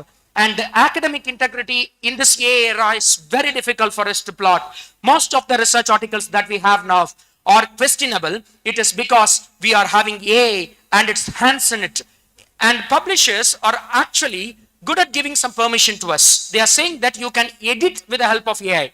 We should not have any grammar errors. So you can have Grammarly, you can have ChatGPT for the purpose of editing your text. If you are using guided search, there is something called guided search. You need to upload what you have written and then ask this this AI tool to write or correct your content. Then it will be okay for the research publications. But if you are using this AI to generate a content, that is called generative AI. Sir was speaking about assisted AI and generative AI. Generative AI is used to generate a content, and it is used for making a content from itself. It may take from any web source, non-authenticated source, from any website or a blog, from a data which is not peer reviewed. Also, it can spoof a data. If you ask ChatGPT to write the content with citation, it will provide a citation which is nowhere found in the web, which is nowhere available in this world. It will create a fake citation as if it is existing. If you ask for the complete reference citation of it, it will provide, but it won't be available anywhere in this world. That is the problem with AI. AI can give you a content with errors, but you are with the creativity. You can provide a content without errors. That is the difference between you and AI. When you are using AI, spoofed content is high, and cheating on exams, plagiarism has moved to 42%. And this is a report from a research article. They are saying that most of the content is produced from ChatGPT. ChatGPT is a big menace in this research field. It's all because the game is played by ChatGPT, and they are making us to suffer a lot looking at the research articles. We are thinking that if you rely upon ChatGPT and other AI content, other AI servers, they may actually reduce your burden of work, but it won't.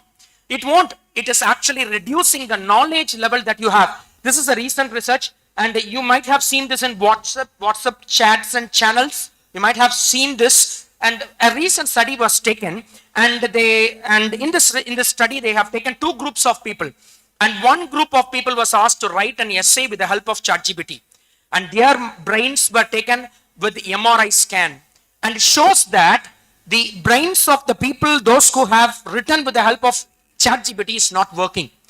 And for the other group, they have used their own brain, and it shows that it is working. So when you are relying upon AI tools, it will not just hinder your academic integrity, it will make you unable to write at one point of time. You are not able to write an email or an essay by yourself. It is because you are relying upon ChatGPT. So it's the caution that we must write it by ourselves. This is a server called Check, where the Check is saying that 200% surge in the citation is seen after COVID-19. COVID-19 is a big shift, and COVID-19 is actually making us to move into the research, and we are having so many research related AI tools after COVID-19.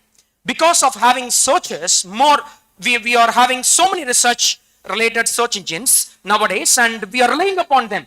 And CHEG is an organization which is specializing itself in the citation process.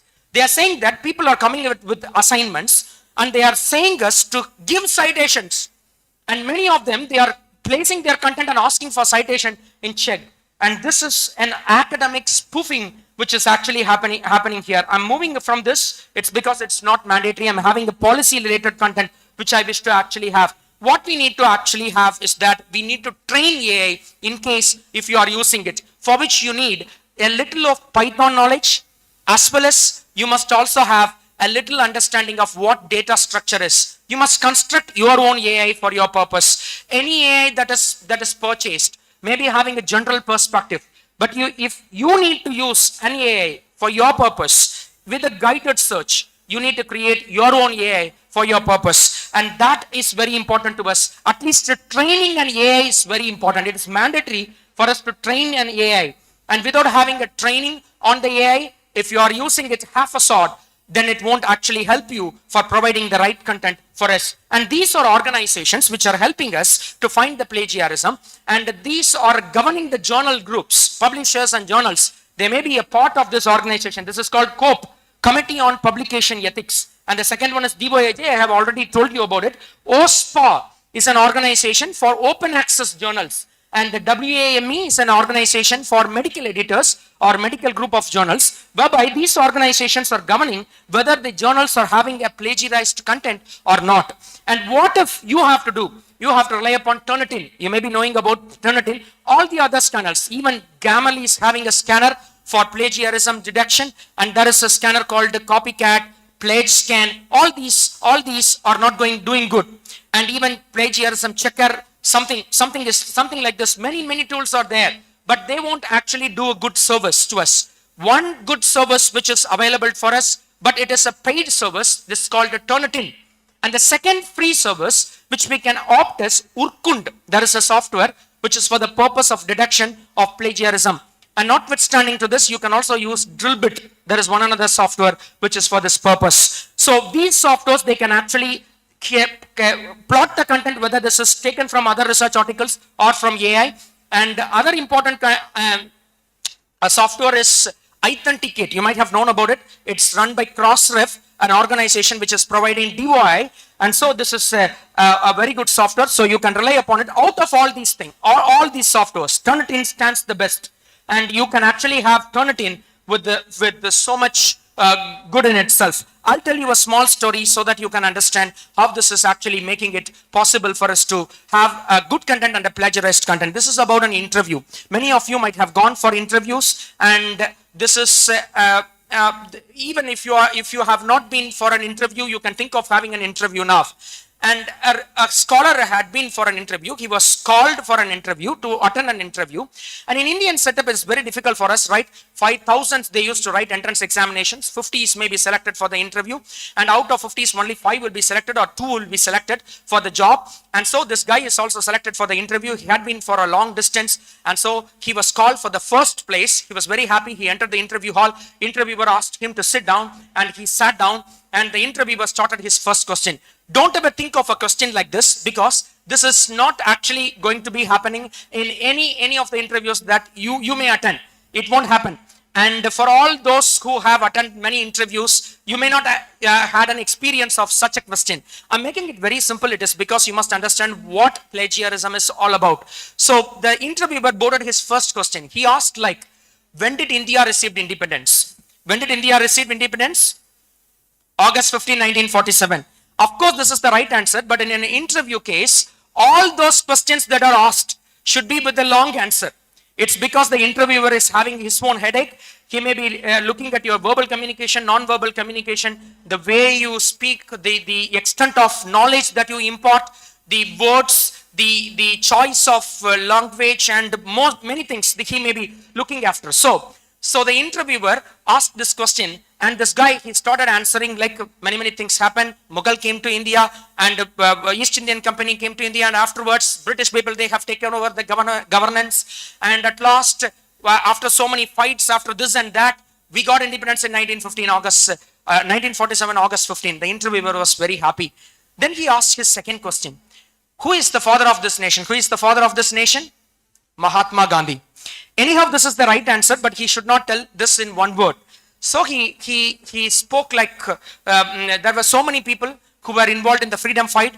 Mahatma Gandhi was also one among those people. Satyagraha was some movement which was started by Mahatma Gandhi. It has obtained great acclaim in the midst of people, and there were many who died for the Indian independence. Even some have become politicians, and others they started writing the Constitution of India. But why should I say one person as the father of the nation when too many people are involved in it? But for the sake of having one person as the father of the nation, I would say that Mahatma Gandhi is the father of the nation. So the interviewer was very happy. Then he asked, well, is corruption the main problem in India? So this person, he said, how can I answer you this question? There are so many cases in the lower court, high court, and the Supreme Court.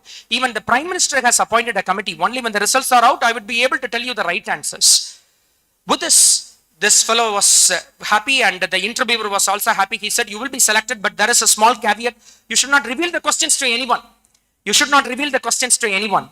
It's because I'm going to ask the same questions to everybody. So this fellow moved out of this hall. As expected, one person approached him, and he asked this fellow, he asked like, hey, could you please tell me the questions? So he said, no, it's not possible for me to tell you the questions. It's because there is already a caveat in it. I should not reveal the questions. So this fellow said, what about the answers? Why can't you tell me the answers? There is a caveat on the questions, right? Tell me the answers. Think of a situation where the answer paper is leaked to you, not the question paper. What you will be doing, you will be taking all the answers, right? You don't know the questions, but you will be taking all the answers into your mind. And answers will be boggling here and there inside the mind. And this deal has become very good. And this fellow has revealed all the answers. and he has taken all the answers inside his mind. With these answers, he entered the interview hall. And the interviewer asked him to sit. And he looked at his application form and he raised it and asked, hey, before me entering into the questions, I would like to ask you, when did you born? So this fellow said, many things happened after so many activities, after this and that, even after so many fights. At last I was born in 1947, August 15. So he said, is it? What's the name of your father? So he said, there are so many people involved in it. Even many have died for it. Why should I say one person as the father? But for the sake of having one person as the father, I would say Mahatma Gandhi as the father. So he said, are you off your head? Why are you speaking like this? So he said, there are so many cases in the lower court, high court and Supreme Court. Only when the results are out, I would be able to tell you the right answers. This is the pure example for plagiarism. If you are using a text from somebody in a different context that you like to use it, it may not connect to the subject that you are using it. It is not needed for you to have the right result. You are thinking that this text is good and I can use it for my purpose, but it won't actually be possible for you to do it. I'll tell you simple things about copyright in 2 to 3 minutes and then I'll finish. Copyright is very important to us. I have told you about it, but reproduction of copyright, how can we do this? And I have to take you to a place called copyright assignments and what are the licenses that a publisher used to provide and how do this copyright is given to the people for a choice. For example, if you look at the journals, they may be having some copyright agreement called Creative Commons license. What is that Creative Commons license and what is fair use policy? If you are a YouTube user, you might be coming across a content called the fair use policy, which is being modified by the YouTube every month. And now they have modified it. They are making many points into it. They are having so many checkpoints whereby we can use this for a fair use. So what is a license and how this contract license is used? And these are 4 things which we must understand. The first one is attribution. Wherever you go, you have to use the attribution of the content. If you are writing a content, put the citation. You can paraphrase it later. If you are using it, you can paraphrase it later or else you can write it by your own at last. But you have to put the citation first. This is attribution. The second one is you must look for a non-commercial content. If you are using a commercial content, sometimes you must pay and get that content. You must pay. If you are using it without paying the money, required money for that content, that is also coming under it. If you are downloading from some unauthorized site and using those research articles, that is also coming under the spoofing content. I tell you this, it is because we are living in the world of AI. One day or other they will find whether we are using the content which is taken from the unauthorized site or from the authorized site. And now the last 2 one is derivatives. Some works, they may ask us to have derivatives. I mean, you can actually use a content again and again for making it possible to be used by the other researchers. Some journals, they won't provide us this derivative function. And the last one is share alike. Share alike is a license which is also given. So these are the 4 licenses. One is license number 1, that is attribution. Second is non-commercial license. And the third one is no derivative works. And the fourth one is share alike license. And these are the 6 combinations of this license. Many parties, many journals, they actually give the CC-BY license. CC-BY license is provided by open access journals. Most open access journals, they have this. And this one is share alike license. They have added a share alike license, which means you cannot use this content as such. If you find this license, you can use your own content again and again. And if you use this, you cannot use your own content. Even if it is your own research article, you cannot use this. You have to share a content which is alike. You have to use a different form of writing for using this content. And the third one is no derivatives. You cannot use this content. You cannot form one another derivative. The fourth one is non-commercial. For commercial purpose, you cannot use this. For open purpose or for non-commercial purpose, you can use this. And the last 2 one is non-commercial and share alike. Non-commercial and share alike licenses are like you can use only for non-commercial purpose and you have to use only for with the share alike content, and you should not change the content, and thereby it is possible for us to have more variants of it. Open access is one another license which is giving us more possibilities for us to disseminate the content, and it is also possible for us to make our content available in this web for a long time, and many researchers can cite this out. And it is very important. I'm skipping this. I'm going to the last slide of it. It's because I don't have more time. But still, it is very important for us to use this Creative Commons. Look for the Creative Commons. Next time when you are going for a research article, if you download a research article to read or to use it for your research, look for the Creative Commons license. You may be having any of the 6 licenses. One license will be there, and use according to the license and the provision that is given by it. Otherwise, you will be caught in the plagiarism. And AI is something which is very important for us to think. And very long back, Malcolm Muggeridge has given this quote, and he says that the depravity of man is at once the most empirically verifiable reality, but at the same time the most resisted intellectually a fact. The most intellectually resisted fact. What he is trying to tell us is that we can do errors, but intellectually it is very difficult for us to defend against it, and it may actually caught in the intellectual world. He lived in 1950s, but we are living in 2025. We must be very cautious about it. These are some incidents whereby the people are caught because of this. This is a German minister whose name is Gutenberg. He was taken away from the minister channel, from the minister panel, because of having a plagiarism in his PhD work. This is not possible in India. It's because no Indian politicians, they have PhD. Some Indian politicians, they are having PhD, but I don't know how many of them are having very few content is that. But still, this person is taken away from the German parliament. It's because he is having a plagiarism. And you must understand this. There is a principal from our own state, from Tamil Nadu. I have masked the name of the college as well as the name of the principal. You must understand that he has also taken away from the principal chair because of having plagiarism before 20 years of time. Not now. Before 20 years, he has plagiarized the content. And because of that, he was taken to the court, and they have taken away from the principal chair. And it is taken to be, it is a very big caution. University of Delhi is actually finding a case against the principal, one another principal, who was in the chair, and now he is taken away. It is because he has plagiarized in his PhD work, and he has written 20 research articles out of that plagiarized content. He is taken away from the principal chair, and he is now no more in that job. He has moved to some other job, and still a case is running in the court. And you must also think about this caution that it is possible for us to lose our job and lose our position. It is needed for us to paraphrase it in the right way. Use your brain, not the softwares. You can use the software to a limited extent, not always. You have to use your brain. And the second one is summarize it by yourself, and always put the citation.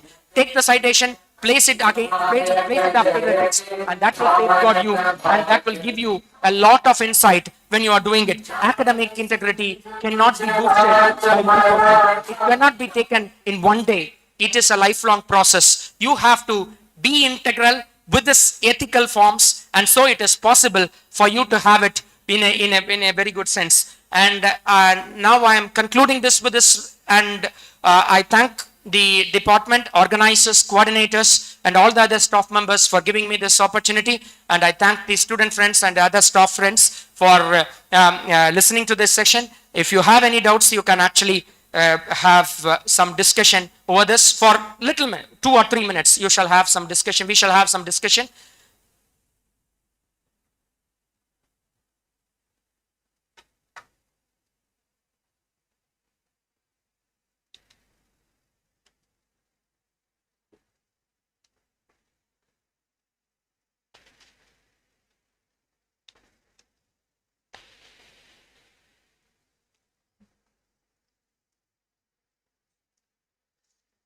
Shall I get a question from your side? If there is anything that you wish to ask with respect to the, yes, please. You're trying to share the mic, okay. Share alike, license is there.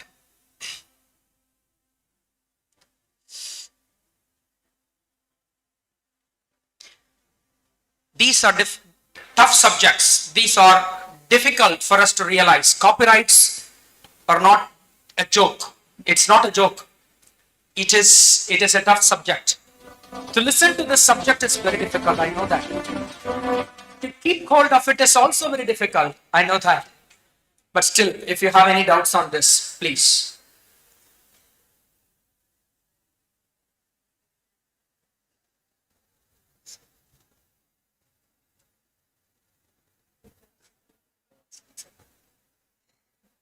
This is Dr. Abiya Chelliah from the Department of Botany from St. John's College.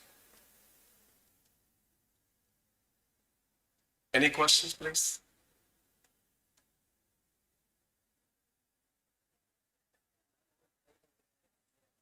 Okay, he will be with you in a few minutes' time. You can ask him questions. Now it's time for you to give us the feedback. We have received participants from 28 colleges. 28 colleges. Here there are 492 participants. Online also, in the streaming, live stream also, people are there. There is an audio-visual room there. There are a few participants sitting and watching. That's why I use the word flabbergasted. It was really a very good response from the participants' side. Now, you will be receiving a QR code. You just scan it. You'll get a form. Fill it up in 2 minutes' time. Go quick, please.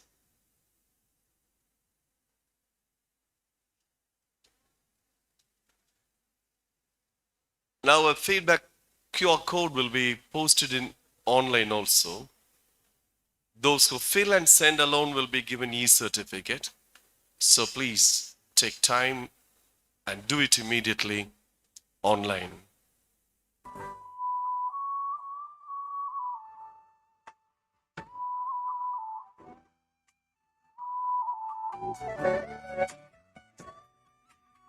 We want to listen to the voices of a few participants here. We would love to listen to at least 2 staff members and 3 student participants here.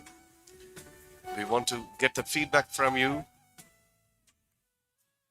Get ready. Or I'll just give the name of the college. Somebody from the college should come to the front. Here is a madam from the Sadak Abdullah College. Welcome. Take your mic there. All right.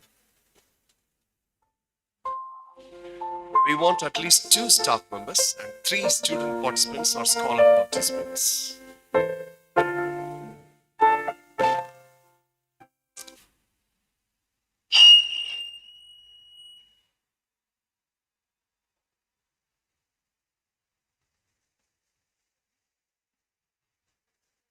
Good afternoon. I'm Dr. Priyadarshini, Head and Assistant Professor of Commerce at Sadakatulapa College. Proudly say I'm an alumni of St. John's. 2011 pass out. Actually, Benson sir is my teacher. So voluntarily I want to come here to attend the program as well as feedback. Just ஒரு சடனாக தான் feedback கொடுக்கறதுக்காக நான் வந்து sir கேட்டோன்னு வந்தேன். Really a wonderful program because a lot, we are in an AI world. Everyone telling AI is killing the human mind or human work. That's right. But how to use the AI in a right way? எப்படி AI கரெக்டான proper வேலை use பண்ணலாம், அந்த AI create பண்ணுறதுமே என்ன அப்படின்னு சொன்னால் as a human knowledge. So அதை complete பண்ணுற மாதிரி நம்ம வளர்த்துக்கணும். அதுக்கு என்னென்ன டூல்ஸ் இருக்குது, எப்படி ப்ராப்பராக யூஸ் பண்ணலாம் அப்படிங்கிறது. A wonderful session I receive here. So thank you so much for the opportunity to the management as well as the organizers. ஒரு family get together மாதிரி தான் எனக்கு இருந்தது because already தெரிஞ்ச faces ஆனால் தெரியாத நிறைய விஷயம் கற்றுக்கிட்டோம். Thank you so much to Benson sir, all the organizers, Sofat sir and Satish sir. Thank you so much sir.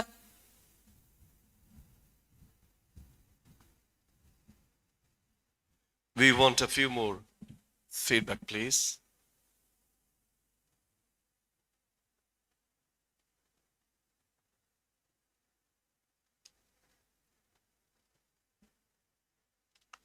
Or, yeah, welcome, sir.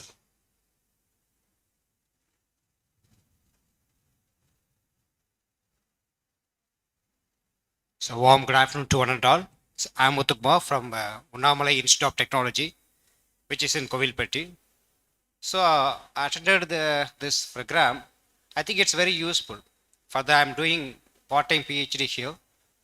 I thank the head of our department and the organizers of the event. I thank you very much. I have got more valuable guidance by attending this workshop. Thank you. Thanks a lot.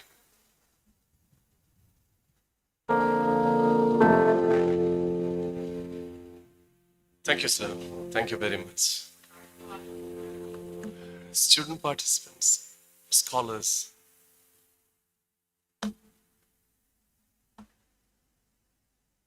Shall I mention the name?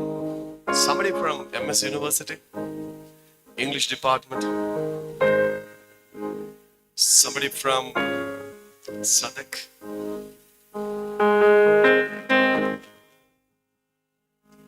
Let others work on the feedback. Google Form. Somebody from the colleges, Saratoga, MS University. All of you come and do that. We will go for lunch.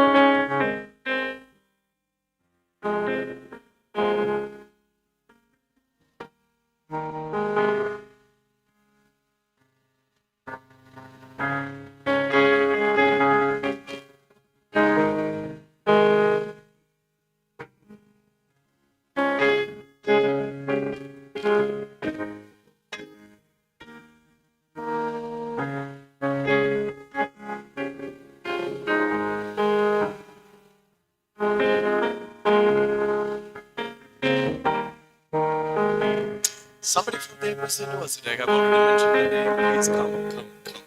Yes, please. We welcome you. Somebody from Saratoga. We have received more than 100 students and scholars from Saratoga. If they are not coming, the staff members should come. If somebody is there in the audiovisual room, you can also come.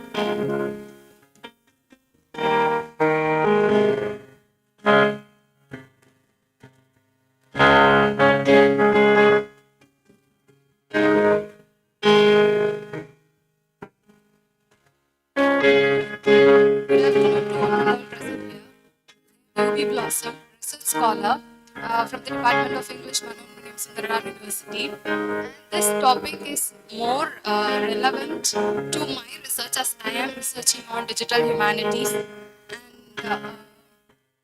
I see this as a good start, a pioneering effort from the Department of English, St. John's College. Like all of you, as a researcher, I was also very confused in how and in what way to use all the digital tools that are available to us free of cost and with high cost as well. The costs range from 0 to lakhs. Attending many workshops and seminars on whether to use AI or not, in my opinion, we have moved a little further than where we were before. I would say that we have not reached a conclusion in whether to use the AI ethically, how to use it ethically.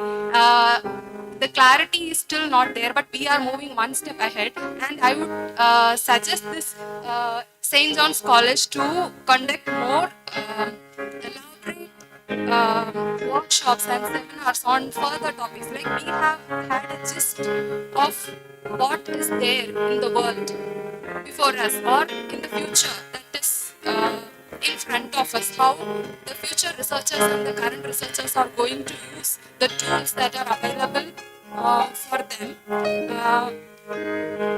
Because AI, as suggested by most of the faculty members, can be dangerous too. So handling it with care and with best ethical practices, which must be formulated through and with the help of great academicians like my research supervisor, Dr. S. Prabahar, and the other well-known and well-acclaimed resource persons who were presenting today. I have gathered a lot of information and which I may require a lot of time to process, and would love to hear more from you all, and would like to have more elaborate sessions on such topics.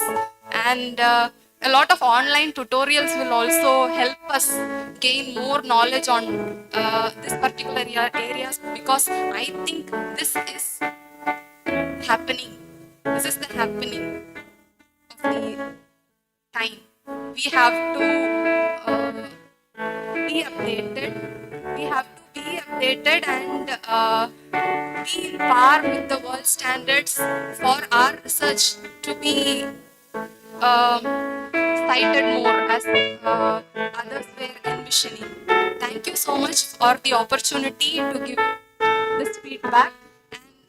And I suggest every fellow scholars and future scholars to use this particular platform ethically. And I would also like to add one more point. Hacking is a thing where the particular organizations give access to their particular softwares for the hackers to find fault in it.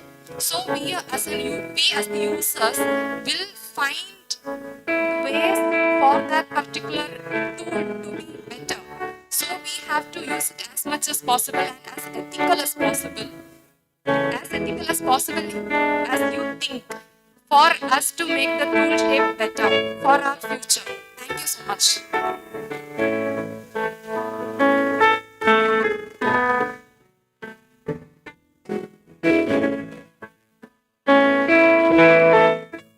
A very good afternoon to one and all present here. I am Pooja. I am working as an assistant professor of English at Christopher Arts and Science College. I am an alumna of this college, and I really feel so proud of being here. As always, there's no way St. John's is an emblem of excellence. Such a flawless workshop, and I really feel so. I don't know how to express it in words. It's really ineffable. I feel euphoric for being here at this moment, and all these resource persons, these two, were really imbued with boundless knowledge. And these two, how can I differentiate these two workshops? It's just like a dichotomy of one person, just one resource person. They support using AI. How can we augment our knowledge? And the second resource person, Chelliah sir, he opposes it, but not opposing it completely, but using it in an ethical manner. But can you answer it, sir?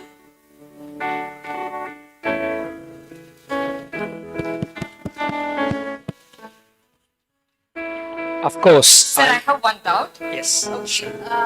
Shall we use it or not? Okay. And now we are in the culmination of this seminar. Can you tell me, should we have to use it or not? Yes. Because we are in confusion. Yes. This session they support it. The next session you said we should not use it. You are here now. Yes, sir. And if you're supposed to go to your college, Christopher's College, how can you go then? Sir, by bus. By bus or by your car or a bike, right? Before 50 years, what would be the transport? Before 50 years, by bus. Maybe by bus or by a cycle. By walk, they would have. Before hundreds of years, they would have walked to the other place, right? Yes, sir. And now, because of technology, we are using other vehicles. We are using car, bus, even for long distance, we are using flight and helicopters because of technology. So when there is a technology, you must use it. If I'm saying that if I have to go to junction, Tirunelveli junction, I'll use only by my leg. What will be the goodness then? I'm having so many transport facilities, I'm not using it. I'm saying that I'll use only my leg. then it's not right, right? So when you are having a technology, you have to use it. But proper use of AI is very important. That is what I am saying. Copyright infringement should not be there. And if you are using AI and having some breach of copyright, that may actually pose a big threat of the retraction of your research articles. And the same AI that you have used will one day show others or the people in the research world that you are doing with the help of AI. The same AI will show it to the others. With the help of this AI, people will identify that you are using AI. And that will be a big problem. They'll brand you as a person who is with the plagiarism, and at last you will keep your hands dirty. So I'm saying that you have to use AI for limited works, and it should not be a master. It should not be a generative one. It should be an assisted one. You can use it for summarizing, for reducing errors in the text. For all these purposes, you can use this, but it should be within the framework of copyrights. That is what I'm saying. Okay, but you have to use it. Then for us as an assistant, and now then you are saying we should not use generative AI. Am I right, sir? Yes, for generating a content, you should not ask AI. You should ask research articles. You should go. We should have to use our own fact. No. Faculty in the sense, you are your resources. You are, yes. What you have to do is, you are having some idea in your mind, right? Place it in the search as a keyword and get some research articles. Go through those research articles. Now for reading those research articles, if it is very difficult for you, you can use Chat PDF. Sir was telling you some list of AI tools, right? You shall even use Chat GPT for reading that. Get the data, analyze it, and then frame your own writing. Sir, then I have one more doubt. Yes. If we use ChatGPT to break down complex text into simpler, then doesn't it erode humans' efficiency to break down complex? Yes, it will do. It will. See, we are now not walking much, right? We are having so many defects because of that. Many people are with rheumatic arthritis. It's all a side effect. You will get some side effects. You have to bear with that. Because technology is increasing and you have to be with the technology too. If you are not in cope with the technology, then you will be outdated very soon. Yes, sir. I accept that. But anyway, we have to accept the flip side also. Sir, okay, sir. Always it is there. Thank you. Thank you all. கேள்வியும் நானே பதிலும் நானே.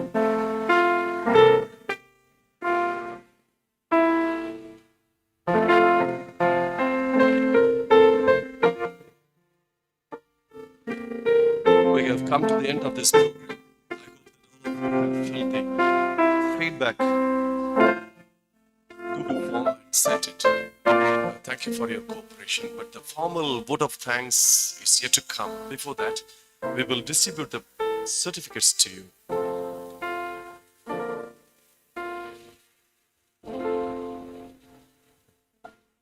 I request Dr. Nalina Paulin to come onto the dais and distribute the certificates to them.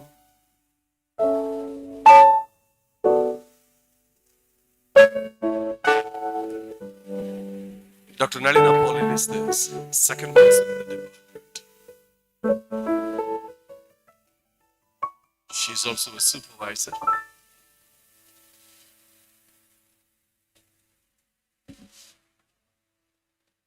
Yes.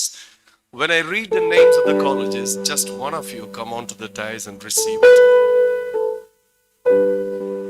From Chelliah College, one of you come, please.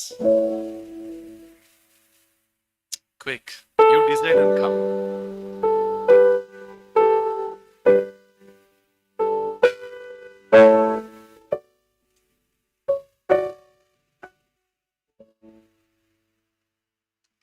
From the MS University, one of you come, please. Yes, he is a research scholar. He's doing his research on the Dr. Prabahar.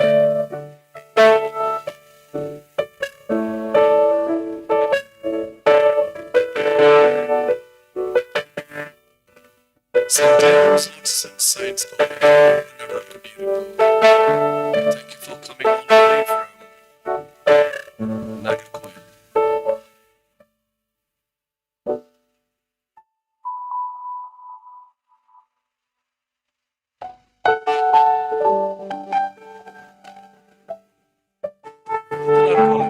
Science to Chindu.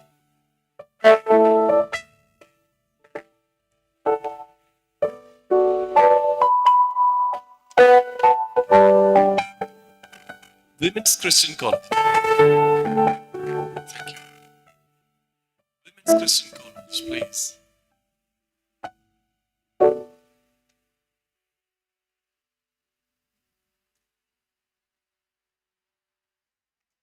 Ticket College.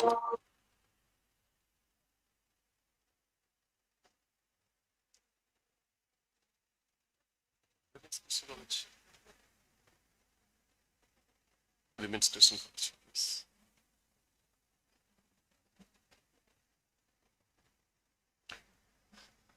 You come by this way and get on by that way.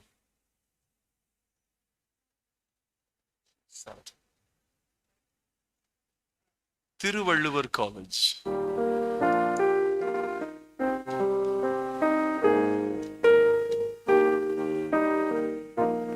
CSI Jayaraj Anapakyam College, Nellore.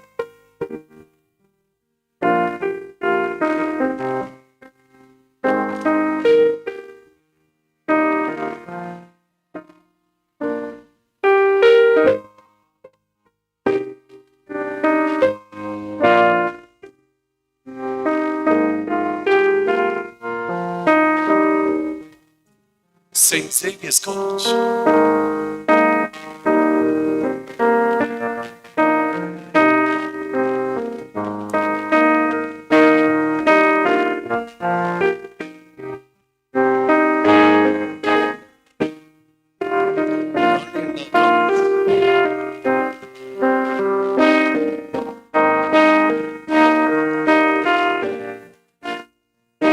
Nazareth Margoshes College.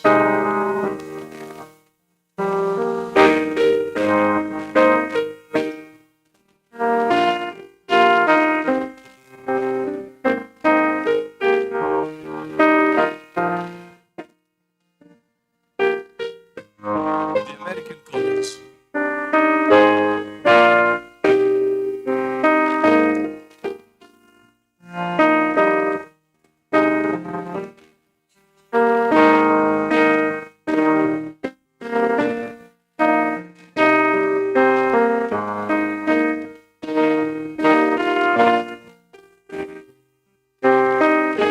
Maria Arts and Science College.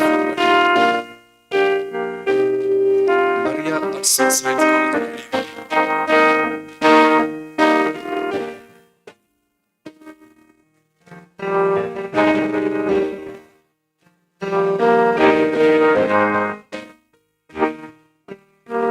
See.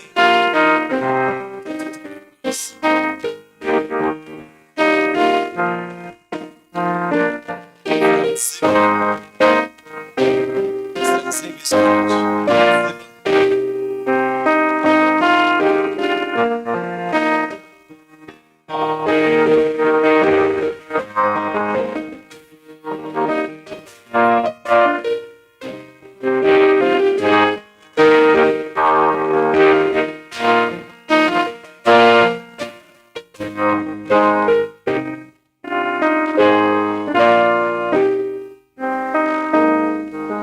Commonwealth College.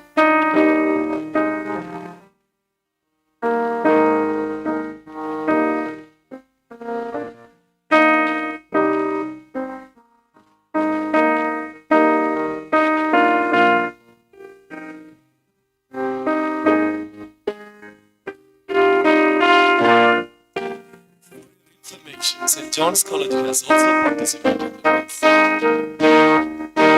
It's one of the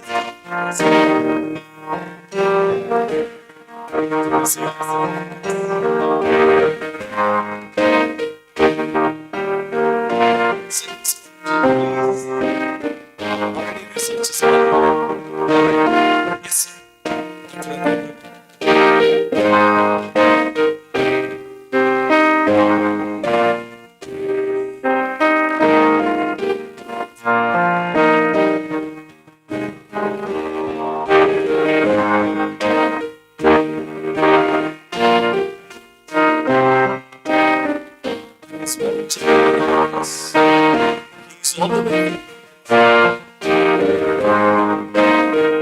Yes, sir. He has been in touch with us for the past 2 days. He has traveled all the way from Kumbhakonam. And he has been with us throughout the program. We would love to listen to him, please. Good afternoon. I came from Kumbhakonam. I am working as assistant professor of English. I got a few information about how to use AI. I came here to learn new things. I got it. Thank you for Department of English, St. John's College. Thank you.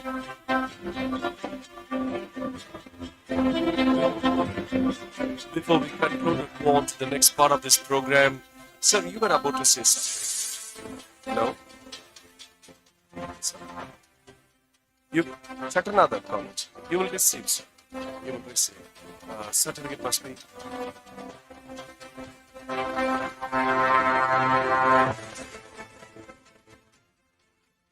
Those who have missed to get your certificates may get your certificates from the department. Now we will be moving over to the Department of English. Before that, we have vote of thanks and then national anthem.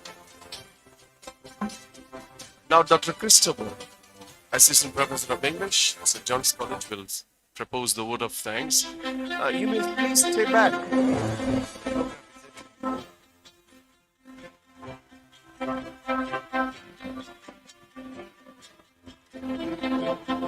Good afternoon, everybody. This is Mr. from the Department of English. It gives me great pleasure and instead of you to propose vote of thanks at the mere end of one-day workshop on research publications and AI tactics, techniques and intricacies organized by the Department of English, St. John's College, Chelliah. First and foremost, I thank the Lord and Savior Jesus Christ for the gracious presence throughout the organization of this program. I thank all the chief guests, Dr. Prabahar of Srinivas University, Dr. Arumugam of PhD College, Coimbatore, Dr. Abiya of our own college, for their valuable and thought-provoking addresses. I thank our secretary, Advocate Mr. Balachandra, for his support, and our principal, Dr. S. Sudhakar Isaac, for his presence in relation to this program. I thank Dr. V. Benizan, head of our department, for convening this workshop successfully. A special thanks to Dr. Shofat Peter Bennett Singh, coordinator of TELA, the English Literary Association, for his meticulous planning and execution of this workshop. He had some sleepless nights in making arrangements for this program. I thank all my colleagues for their active contribution towards the arrangement of this occasion. Their inputs were very much visible in the conduct of the program. I thank all my student friends who acted in different roles like volunteers, supporting staff, event managers, and audience. It is noteworthy that they have been of a great manpower and resource of humility. I thank the non-teaching staff members for helping us make this story a success one. I thank all the participants like staff members, research scholars, and PG and UG students from different colleges in and around Tirunelveli. I thank all who have been part and parcel of this program, and I thank you. I request everyone to have their lunch in the Department of English, which is near to the chapel. You can get your all the certificates have been already distributed. Still, if somebody hasn't got your certificates, it's quite open that you can get it from our Department of English, which is again near the chapel. Thank you all. See you again in a different occasion. First, we distributed a QR code. That was the QR code to invite you to join us the WhatsApp group by we exclusively have it for the department. We will be conducting very many programs like this. We have also planned for a series of lectures in the department. We have invited, we have booked a few very notable, famous speakers, authors to come and give the talk. Maybe in the days to come, God willing, we will be telecasting them also. So that is what we have planned to do in the days to come. Now we will all stand up for the national anthem. The department choir We have a choir in the department. The name of the title that we have given to the choir is Crescendo Choir. A few members from the department choir will now sing the national anthem.